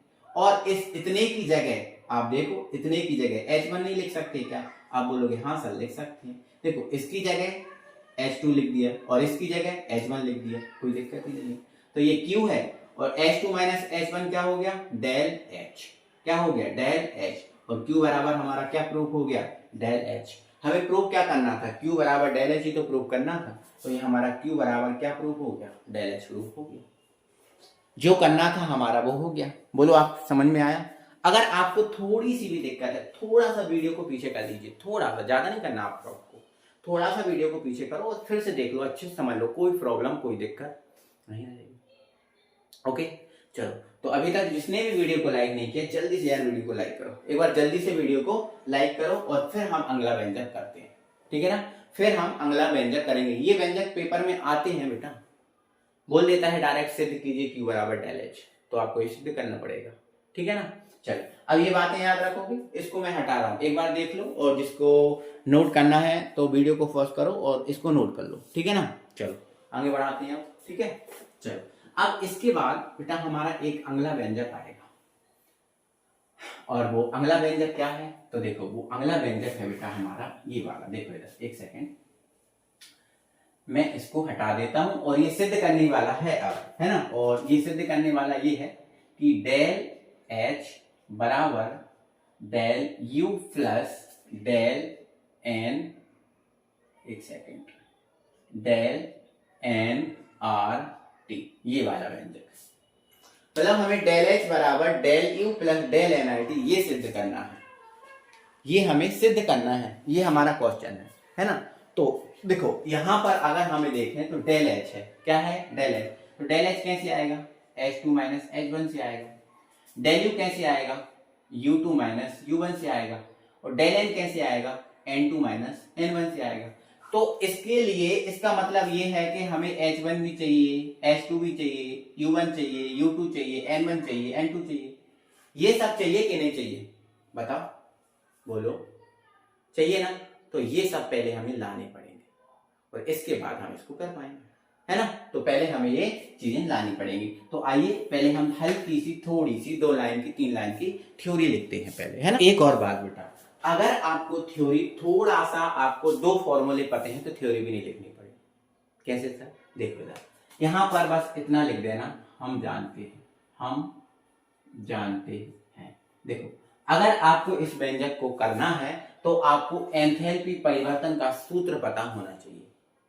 वो क्या है सर? तो देखो, आपको बता रहा हूं, आपको मैंने बताया भी है। एंथैल्पी परिवर्तन डेल एच बराबर del U plus P del V. बताओ, ये नहीं बताया क्या मैंने आप थोड़ा सा वीडियो को पीछे करो, एंथैल्पी पढ़ाया था और उसके बाद जस्ट बाद ही एंथैल्पी परिवर्तन पढ़ाया था ना? तो वो व्यंजक आपका ये है। तो ये फॉर्मूला हो जाएगा, इसको दे देना समीकरण नंबर 1, इसको दे देना समीकरण नंबर 1। ठीक है, चलो आगे बढ़ो। किंतु किंतु किंतु आदर्श आदर्श गैस समीकरण, आदर्श गैस समीकरण क्या होता है? पीवी बराबर एन आई टी। ये होता है कि नहीं? अब देखो, यहां पर अगर देखें, देखो डेल एच आ गया, डेल एच आ गया, डेल यू आ गया, डेल यू आ गया, बस हमारा जो ये है इसकी जगह पी डेल भी आया है। मतलब हमें पी डेल भी का मान अगर मिल जाए ना, तो पी डेल भी की जगह हम मान रख देंगे और ये हमारा आ जाएगा। और तो पूरा देखो, ये और ये तो हमारा पूरा आ गया, बस यही नहीं आया ना, तो पहले आप क्या करो, इसका मान निकाल लो और उठा के रख दो इसमें, तो ये आ जाएगा। तो इसके लिए देखो, इसमें एन है, आर है, टी है, और एनआरटी कहाँ होता है? आदर्श गैस समीकरण में होता है कि नहीं? तो आपको आदर्श गैस समीकरण की हेल्प लेनी पड़ेगी, जो अभी पढ़ा बताया मैंने नोट में, उसकी हेल्प लेनी पड़ेगी, है ना? तो वही मैंने लिख दिया, किंतु आदर्श गैस समीकरण पी भी बराबर एनआरटी होता है ना? होता है कि नहीं? ठीक है, ओके, है ना? तो अब थोड़ा सा लगा दो। अब स्थिर दाब पी पर, अब स्थिर दाब पी पर प्रारंभिक अवस्था में, तो अब स्थिर दाब पी पर प्रारंभिक अवस्था में इसको अप्लाई करो, तो दाब तो स्थिर है तो पी रहेगा, लेकिन प्रारंभिक अवस्था में जो भी है वो क्या होगा? V1 होगा, क्योंकि प्रारंभ में आयतन में, पहले प्रारंभ में जो आयतन है और प्रारंभ में वाले जितने भी होते हैं उनको 1 के रूप में मानते हैं। तो इस दाब तो स्थिर है तो ये तो P रहेगा, V की जगह क्या जाएगा? V1, ठीक है ना? बराबर N की जगह क्या जाएगा? N1 आ जाएगा। और यहां पर देखो, N की जगह क्या आ गया? N1। R क्या है? कांस्टेंट। R तो नियतांक है, हमेशा जो है ना R है वो हमेशा नियत रहता है, R कभी भी जो है ना वो बदलता नहीं है, R कभी भी जो है ना बदलता नहीं। ओके, तो ऐसा भी आप लिख सकते हो कि माना स्थिर दाब P तथा स्थिर ताप T पर, स्थिर ताप T पर हम ताप भी स्थिर रखेंगे, मतलब दाब भी स्थिर रखेंगे और ताप भी स्थिर रखेंगे, ठीक है ना? तो ये V1 हो जाएगा, N की जगह N1 हो जाएगा, R तो हमेशा नियत होगा, वो तो कभी भी ले लो, R हमेशा नियत होगा, और T को हमने स्थिर माना है, तो ये आपका हो जाएगा T। इसको दे देना समीकरण नंबर 2, ठीक है ना? तथा अंतिम अवस्था में, तो अंतिम अवस्था में P तो अभी भी निश्चित है ना? अंतिम हो या प्रारंभिक, तो V की जगह क्या हो जाएगा? V2। N की जगह क्या, N1 की जगह क्या हो जाएगा? N2। N देखो, P V की जगह V2, N की जगह N2, R हमेशा नियत है और T भी हमने नियत माना। ओके, चलो इसको दे देना समीकरण नंबर 3। अब हमें क्या करना है बेटा, जो समीकरण 3 है उसमें से समीकरण 2 को घटाना है, समीकरण 3 में से 2 को घटा देना। तो ये हमारे पास 3 है और ये हमारे पास 2 है, तो LHS में से LHS को, RHS में से RHS को, ठीक है? तो इसका LHS क्या है? इसका समीकरण 3 का LHS क्या है? PV2, और इसका क्या है? PV1 बराबर, ठीक है? इसका क्या है? N2 IT, और इसका क्या है? N1 IT। तो देखो P कॉमन ले लो, अंदर क्या बचा? V2 minus V1, R T common ले लो इधर से, आर टी दोनों में कॉमन आ जाएगा, N2 माइनस N1।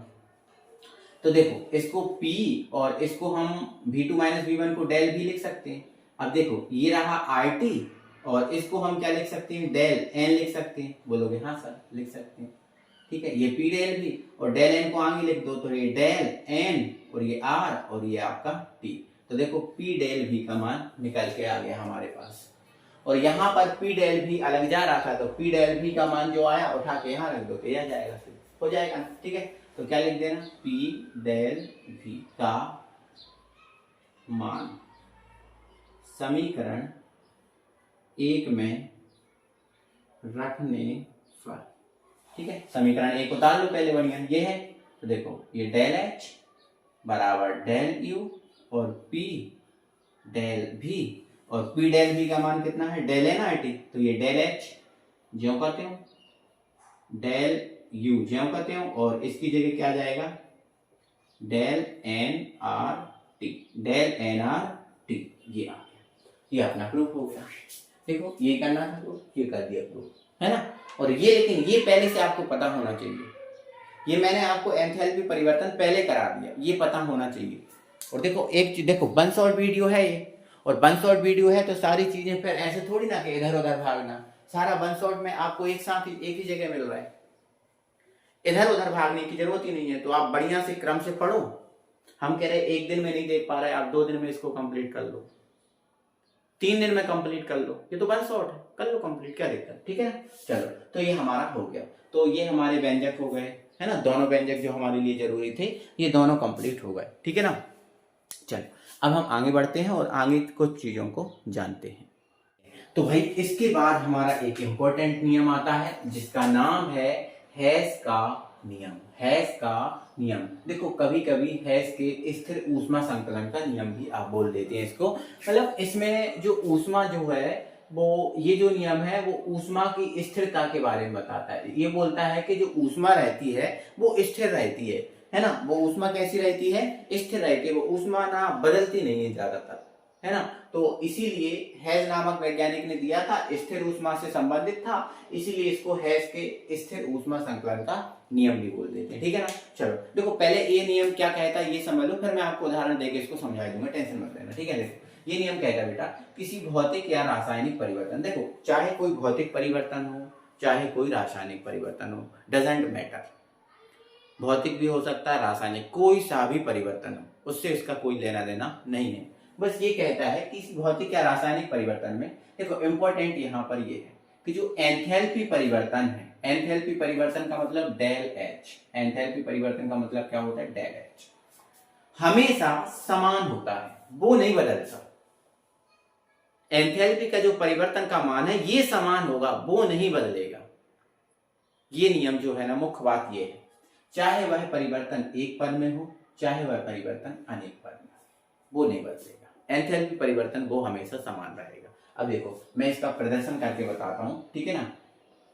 हेस के नियम, हेस के नियम का प्रदर्शन, हेस के नियम का प्रदर्शन, ठीक है। यहाँ पर थोड़ा ध्यान से समझेंगे आप, हेस के नियम का मैं प्रदर्शन करके आपको समझाता हूँ, यहाँ पर बताता हूँ, 1 मिनट यहाँ पर अच्छे से समझना भाई बात को, है ना, ठीक है।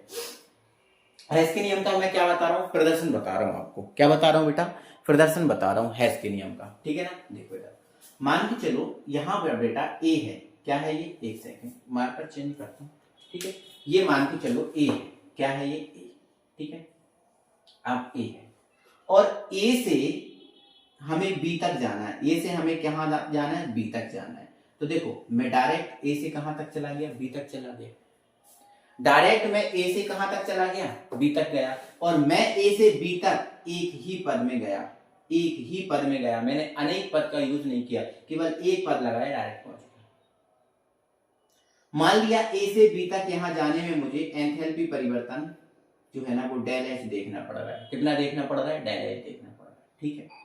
लेकिन अगली बार में मैं जब बी तक जाता हूं तो पहले मैं ए से कहां गया, बी पे गया, सॉरी ए से पहले गया बेटा मैं सी पर, कहां गया, ए से पहले सी पर गया, और फिर C से फिर मैं कहां गया, B पर गया। तो यहां मैंने कितने पद लगाए, 2 पद लगाए, एक यहां और एक यहां।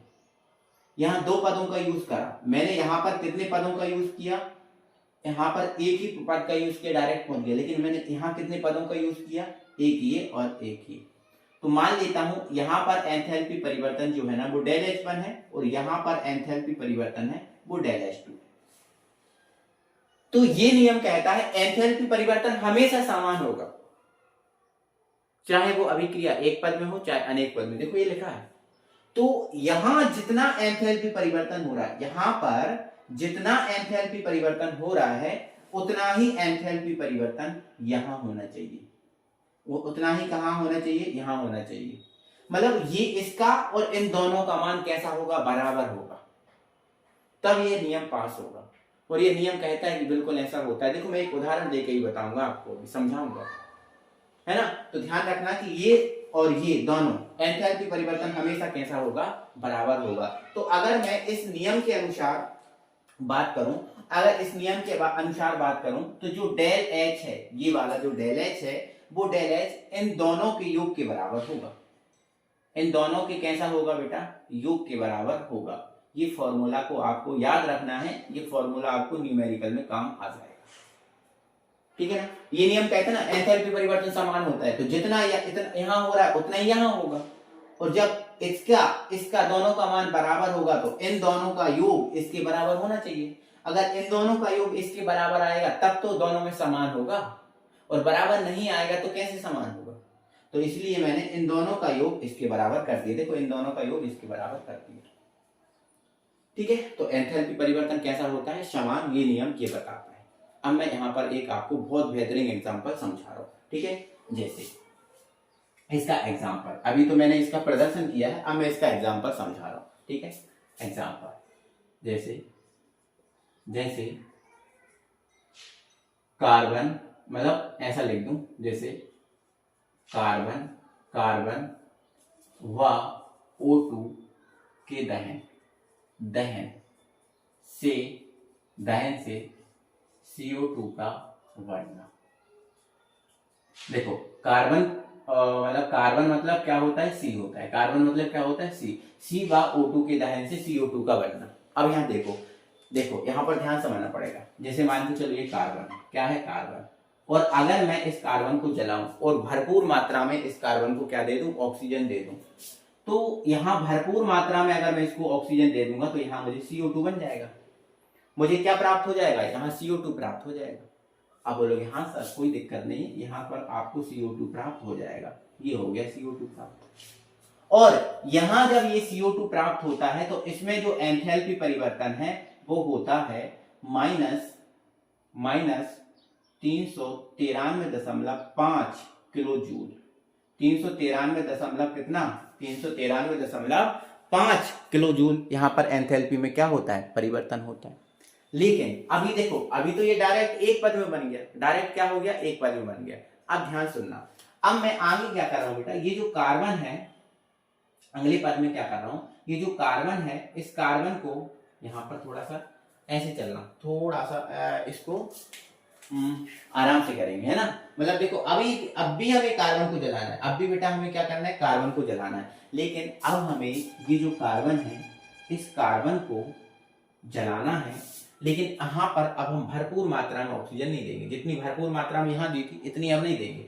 हम यहाँ पर इसको ऑक्सीजन का आधा अणु देंगे। ऑक्सीजन का कितना अणु देंगे, आधा अणु देंगे। तो जैसे ही हम इसको ऑक्सीजन का आधा अणु देंगे तो 2 से तो 2 कट जाएगा, केवल 1 O मिलेगा। कितना O मिलेगा, 1 O। 2 से 2 कट गया। जैसे ही इसको 1 O मिलेगा तो पहले तो भैया आपको CO बनेगा, क्या CO प्राप्त होगा, और CO क्या होगा, कार्बन मोनोऑक्साइड। अभी हमें कार्बन डाइऑक्साइड बनाना है, तो अभी तो केवल जब जैसे ही मैंने इसको आधी ऑक्सीजन दी तो ये तो CO बना, क्या बना, CO। और यहाँ पर ऊष्मा कितनी खर्च हो गई, यहाँ पर जो एंथैल्पी है वो कितनी खर्च हो गई, वो भैया डेल H1 बराबर खर्च हो गई माइनस 110.5 किलो जूल हो गई। 110.5 किलो जूल खर्च हो गई। और आगे मैंने क्या किया भैया, फिर से मैंने इसको ऑक्सीजन का आधा अणु दे दिया, तो 2 से 2 कट गया, एक और O मिल गया, CO को एक O और मिल जाएगा, क्या बन जाएगा CO2। और यहां पर जो एंथैल्पी में खर्चा हो रहा है वो हो रहा है -283 किलो जूल, -283 किलो जूल। तो बताओ क्या यहां जो पर एंथैल्पी खर्च हो रही है वो इसके बराबर है? यहां जो एंथैल्पी खर्च हो रही है वो क्या इसके बराबर है? आप देख लो, ये नियम लगा दो, तो हेस का नियम ये वाला लगा दो। तो हेस का नियम क्या होता है? डेल H बराबर डेल H1 और डेल H2, यही होता है ना। इसमें लगा रहा हूं, इस पे लगा रहा हूं। तो देखो डेल H का मान कितना है? ये -393.5, और डेल H1 का मान कितना है? -110.5, और डेल H2 का मान कितना है? तो ये माइनस लगा है तो ये भी माइनस लगा दो, 283, ये ठीक है। तो आप इनको जोड़ लो, -393.5 ही आएगा, और ये भी 393.5, दोनों बराबर आ गए कि नहीं आए? क्या परिवर्तन हुआ? अगर परिवर्तन होता तो ये ज्यादा कम मिलते हमें, लेकिन कम ज्यादा नहीं मिले, एकदम हमें बराबर मिले हैं। मतलब जो हेस का नियम है वो एकदम प्रूव्ड है, एकदम क्या है? प्रूव्ड है। यहाँ पर कोई दिक्कत कोई परेशानी नहीं है, ठीक है ना। ओके, तो ये भाई मेरे हेस का नियम होता है कंप्लीट। मुझे उम्मीद है कि आपको ये समझ में आया होगा और बहुत अच्छे से समझ में भी आया होगा। क्लियर है बात? तो एक बार जरूर से वीडियो को लाइक करो, एक बार जरूर से वीडियो को लाइक करो, और अपने फ्रेंड सर्कल में वीडियो को शेयर भी कर दो मेरे भाई, ठीक है ना। चलो आगे बढ़ते हैं। तो डियर साथियों, अब हम पढ़ेंगे एंट्रोपी, ठीक है ना। एंट्रोपी, ठीक है ना, एंट्रोपी। ओके, तो ध्यान से समझो। देखो भाई, मैंने यहाँ पर ये जो 3 पात्र हैं, इन 3 पात्रों में मैंने इस पात्र में रखा है ठोस को, इस पात्र में रखा है मैंने द्रव को, और इस पात्र में रखा है गैस को। तो आप ये बेसिकली जानते हो कि जो ठोस होता है, ठोस में जो अणु परमाणु आयन होते हैं वो व्यवस्थित होते हैं, है ना। और आप देख भी रहे हो कि यहाँ पर मान लो ये अणु परमाणु है, और देखो एकदम व्यवस्थित क्रम में व्यवस्थित है ना। मतलब ठोस में जो अणु परमाणुओं की व्यवस्था है वो अधिक अच्छी होती है, लेकिन द्रव में ठोस से थोड़ी कम होती है। देखो थोड़े से बिचले हुए दिख रहे हैं। और गैस में जो अणुओं की परमाणुओं की व्यवस्था होती है वो तो बहुत ही खराब होती है। तो देखो कभी इधर कुछ इधर कुछ इधर। तो आप यहाँ देखोगे तीनों पात्रों में, तो तीनों पात्रों में सबसे ज्यादा व्यवस्था कहां पर है? यहाँ पर। और सबसे ज्यादा अव्यवस्था कहां पर है? आप बोलोगे यहाँ पर है। कहां पर है? यहाँ पर है। तो बेटा जो एंट्रोपी है वो निकाय, किसी भी निकाय की जो अव्यवस्था है वो है, किसी भी निकाय की जो अव्यवस्था होती है उस अव्यवस्था को या फिर अनियमितता को हम क्या बोलते हैं? एंट्रोपी। तो कभी अपने घर में भी कहीं भी कोई अनियमितता या अव्यवस्था दिख रही है तो आप बोल सकते हो कितनी एंट्रोपी है इधर, है ना। तो अनियमितता या जो अव्यवस्था है वो देखने लगे आपको तो कह देना क्या है? एंट्रोपी है, ठीक है ना। तो ये लिखा है किसी निकाय की अनियमितता या अव्यवस्था की जो माप है उसको हम क्या बोलते हैं? एंट्रोपी बोलते हैं। क्या बोलते हैं? एंट्रोपी, ठीक है ना। तो अव्यवस्था या अनियमितता जहां पर आपको दिखने लगे वहां पर कह देना एंट्रोपी है, ठीक है ना। चलो, तो अब मैं आपसे बोलूं कि बताओ इनमें से तीनों में से किसकी एंट्रोपी सबसे ज्यादा है? तो आप बोलोगे सर गैस की एंट्रोपी सबसे ज्यादा है, क्योंकि सबसे ज्यादा अव्यवस्था इधर है तो इसकी एंट्रोपी ज्यादा है। और मैं बोलूं सबसे ज्यादा एंट्रोपी कम, सॉरी सबसे कम एंट्रोपी किसकी है? तो आप बोलोगे ठोस की, क्योंकि इसमें व्यवस्था ज्यादा है। तो जहां व्यवस्था अधिक होगी वहां एंट्रोपी कम, और जहां व्यवस्था खराब होगी वहां एंट्रोपी ज्यादा, ठीक है ना। चलो, यह एक अवस्था फलन है। अवस्था फलन आप पढ़ चुके हो, है ना। और अवस्था फलन क्या होता है? जो निकाय की प्रारंभिक और अंतिम अवस्था पर निर्भर करता है। बीच में इससे कहां से आया कैसे आया इससे इसका कोई लेना देना नहीं है, मतलब ये पद पर निर्भर नहीं करता। और ये इसे हम काय से व्यक्त करते हैं? एस से। इससे एस से व्यक्त करते हैं। एंट्रोपी को हम किससे व्यक्त करेंगे? एस से। ओके, ठीक है। तो अब ये एंट्रोपी को तो एस से व्यक्त करेंगे, लेकिन अगर मैं एंट्रोपी परिवर्तन निकालना चाहूं तो मुझे क्या करना पड़ेगा? अंतिम अवस्था की एंट्रोपी में से प्रारंभिक अवस्था की एंट्रोपी को घटा देंगे तो ये एंट्रोपी में क्या जाएगा? परिवर्तन, ठीक है ना। और फिर यहां से एंट्रोपी परिवर्तन का एक सूत्र भी बनता है Q upon T, Q upon T. और यहाँ Q में हमेशा क्या होता है? परिवर्तन होता है। तो डेल S बराबर डेल Q अपॉन टी भी बोल सकते हो, ठीक है ना।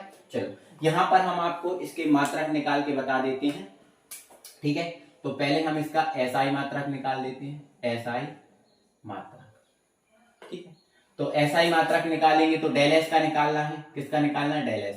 तो Q क्या है? Q का मतलब क्या होता है? Q ऊष्मा है, और ऊष्मा का मात्रक क्या होता है? जूल होता है, ठीक है। और ताप, ताप का मात्रा क्या होता है केल्विन, तो जूल पर केल्विन, या केल्विन को ऊपर ले जाए तो जूल, और ये kelvin inverse, joule kelvin inverse, ये ऊष्मा सॉरी एंट्रोपी का क्या है मात्रक है, ठीक है ना। और अगर यहाँ पर हम सीजीएस मात्रक की बात करें, सीजीएस मात्रक की, तो ऊष्मा का सीजीएस मात्रक क्या होता है, कैलोरी होता है, क्या होता है कैलोरी होता है, इसको हम सीए से व्यक्त करते हैं, ठीक है, कैलोरी सीए से व्यक्त करें। और ताप का एसआई मात्रक क्या होता है डिग्री सेल्सियस, ठीक है, तो डिग्री सेल्सियस होता है, इसको हिंदी में लिखना ज्यादा अच्छा रहेगा, ठीक है, तो ये हो जाएगा आपका कैलोरी, और इसका कैलोरी, और ये हो जाएगा ताप का डिग्री सेल्सियस, है ना, तो ये कैलोरी बटे डिग्री सेल्सियस, और डिग्री सेल्सियस ऊपर जाएगा तो कैलोरी और डिग्री सेल्सियस का इनवर्स हो जाएगा, ठीक है। तो ये हो गया, इसका क्या हो गया भैया एंट्रोपी, है ना। आई होप आपको बहुत अच्छे से ये बात समझ में भी आ गई होगी, ठीक है ना। चलो अब हम वीडियो को बढ़ाते हैं आगे बढ़ाते हैं, और अब हम पढ़ते हैं मुक्त ऊर्जा, जिसको इंग्लिश में हम बोलते हैं गिब्स हीट, है ना।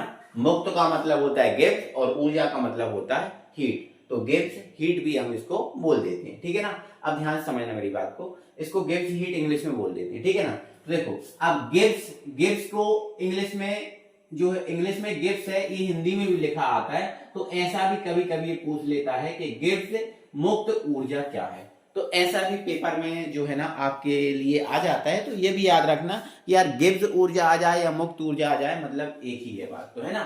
चलो ये होती क्या है, तो देखो इधर, जैसे मान के चलो भाई मैंने खाना खाया और मुझे खाना से ऊर्जा मिली, अब मैं उस ऊर्जा से आपको पढ़ा रहा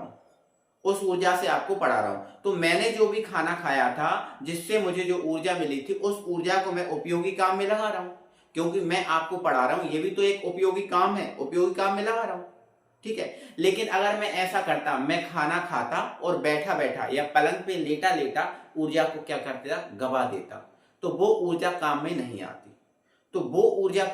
आती, मतलब वो ऊर्जा व्यर्थ चली जाती है ना, चली जाती कि नहीं।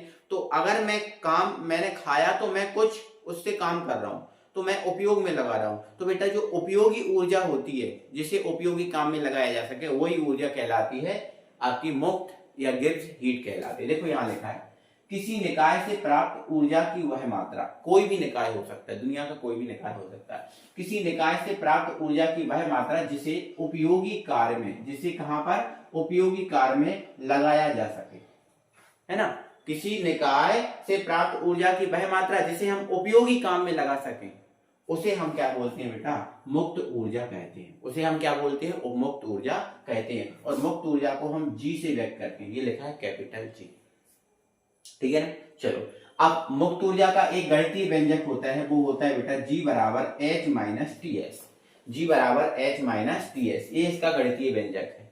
तो ऐसा ही बोल सकते हो, H क्या है, तो देखो H है, आपको पता है H क्या है, एंथैल्पी है, क्या है H, एंथैल्पी है। T क्या है, ताप है। S क्या है, एंट्रोपी है। S क्या है, एंट्रोपी, क्या है, एंट्रोपी।